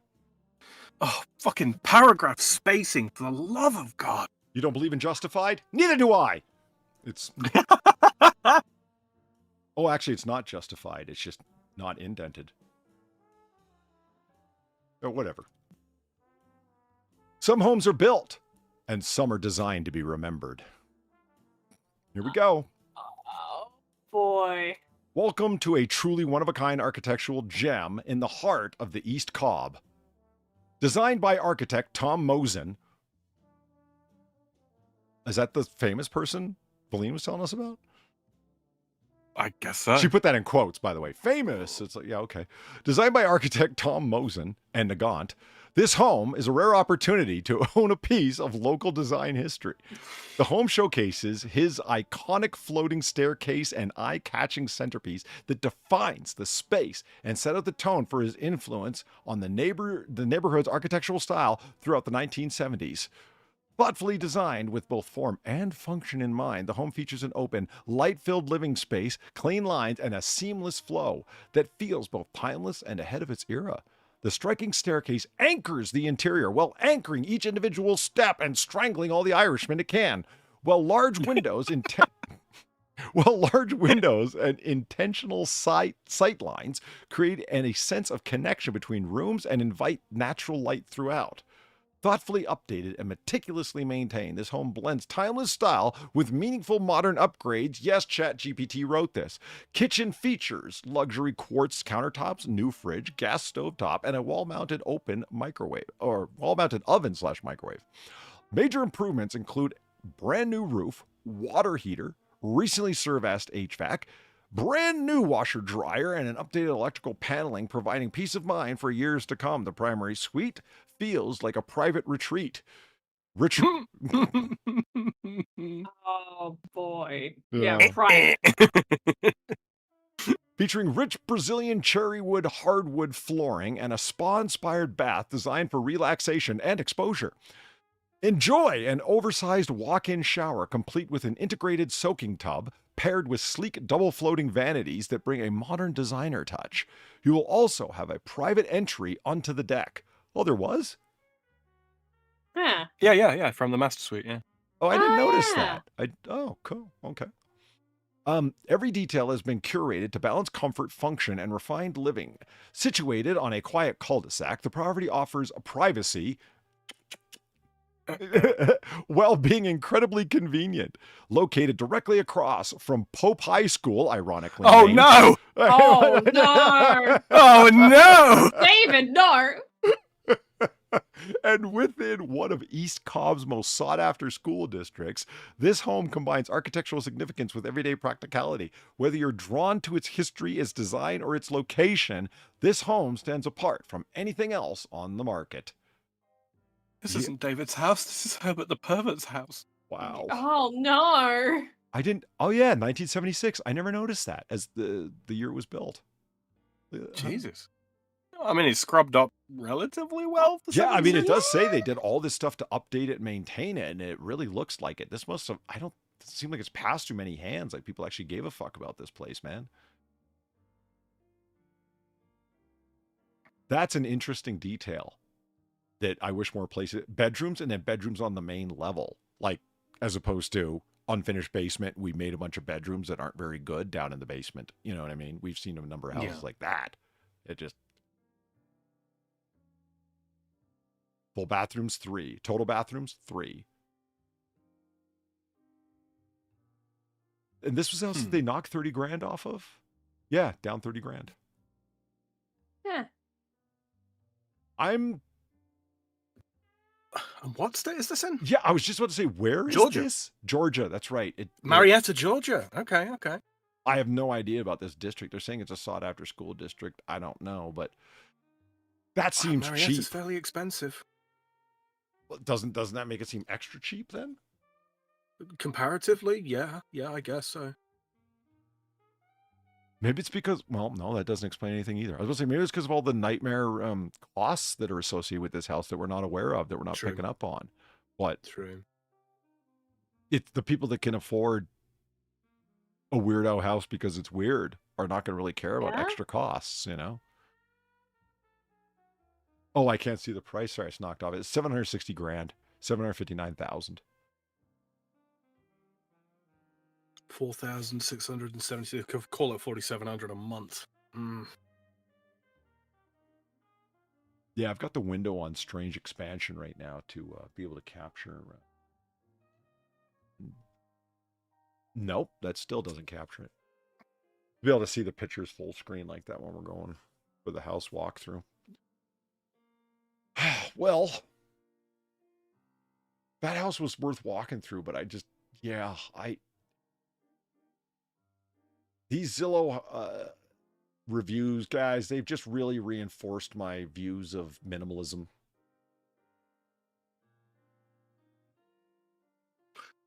I don't know, man. I look at things like this. I look at places like this, and I'm like, and you're telling me I have to get planning permission to build a fucking barn? Right? Yeah. Right? Like zoning nightmares, but these architectural fucking wingnuts can come up with this shit and it's fine. Somehow I'd like to know more about the procurement of funding to build these places. I guess it's not, we'll build anything you give us as long as it's like physically sound. If we're capable of building it, we fucking will, as long as you're paying us what it costs. So who the fuck's paying for it? Designing it doesn't confuse me. Building it doesn't confuse me. Paying for it confuses me. Then again, this was also in the 1970s when, you know, True. the US dollar hadn't been completely devalued yet. But I digress. Yeah, I know. I'm left with not much to say, frankly. Yeah, Like, the honestly, interior's, like, it's the just interior's fine. I think we're getting closer and closer to finding out the kind of places we don't want to live in, though. It's useful. I wouldn't pay that much money to live here. No, neither would I. No, No. Because, I mean, for that amount of money, Jesus, you could do so much better. Especially with, like, look, if it's within your budget to spend $760,000 on a fucking house, and you get a house that's in this area, because obviously you can get stuff that's pretty nice for pretty cheap. And if your budget was $760 and you only end up spending $560, yeah, I mean, you didn't save $200,000. No, you didn't, but put the $200,000 towards things to make your property better. You know what I mean? Or, Right. God forbid, towards the down payment to, you know, re-adjudicate how you're going to spend your money on it. So your mortgage payments are lower, so you got more spending money month to month. I don't know. There just seems better ways to approach this. The most unforgivable thing to me that I hear from people, well, it's not actually unforgivable, but it's just how fucking stupid are you? Is it people that buy outside, way the fuck outside their money? Like you're batting outside your league. What are you doing? You had to know you were going to default on this. Well, who cares? The bank approved me. So you Future could Caleb Hammer victims, yeah. Yeah. Good way to say it. It's like, what the fuck are you even doing in a house like that? Well, if I default, who cares? You should, stupid. What? Man, living above your means. That was the phrase I was looking for. It's, come on. If you default, you're going to be living way below your means after you default, and you should know that. Come on. It pumps up the fucking market for every fucker else who's not going to be an irresponsible retard. Yeah. I mean, I accept that there is such a thing as predatory lending, but without stupid dodos, there's no overhunting. You know what I mean? Yeah. Just in a world of predatory lending, don't be prey. Right? Can't believe I have to say that. There are people out there who want to take advantage of people. And you know this. Yes! And you let them take advantage of you. Yeah. You're in a big club. They're in a big club and you ain't in it. Yeah, tell me about it. Yeah. Yeah, It's about that time, I Far? gotta go. Yeah. Yeah, I gotta go. Like, it is getting closer and closer to 1. I can't. Yeah. Yeah, let's wrap. Let's wrap. All right, let's call it right there. Let me just, shit. Oh, fuck, whatever. Different order. Ooh. Blaine sent us a picture of the creamy, creamy goodness. Yay. Yeah, Okay, and that brings us to the end of Last Call here at Noir Bar, live from the Chase District, Noir City, in the year of our Lord 1942. I'd like to thank everybody coming out tonight. It's been fun. It has. I'd also like to thank Far and Sam for keeping me coming to the bar. You guys rock. Oh, No good. problem. Rebecca. Finally, I'd like to thank everybody who took the bartender. That's me. That's how we keep the lights on, the fire burning, and the cots paid off. There. How's that for a rapid fire end of the night? Indeed. So there it is. So if you Everyone's haven't already, hit that like button on your way out. If you're listening in the future, feel free to comment below. Or if you're listening right now, feel free to comment below. Always love reading them. And in the meantime, everybody have a good rest of your weekend. Have a good week, and we'll see you again next time. As you always say about now, you got to go home, but you don't got to get the hell out of here. Wait, that's not right. Right? Track that, reverse it. Yeah. You don't got to go home, but you got to get the hell out of here. You can't stay here. This is 1942. We got to leave. Okay. Everybody, have a Yeah, good we night. gotta go. We got things to do. Right. Later's all. Yeah.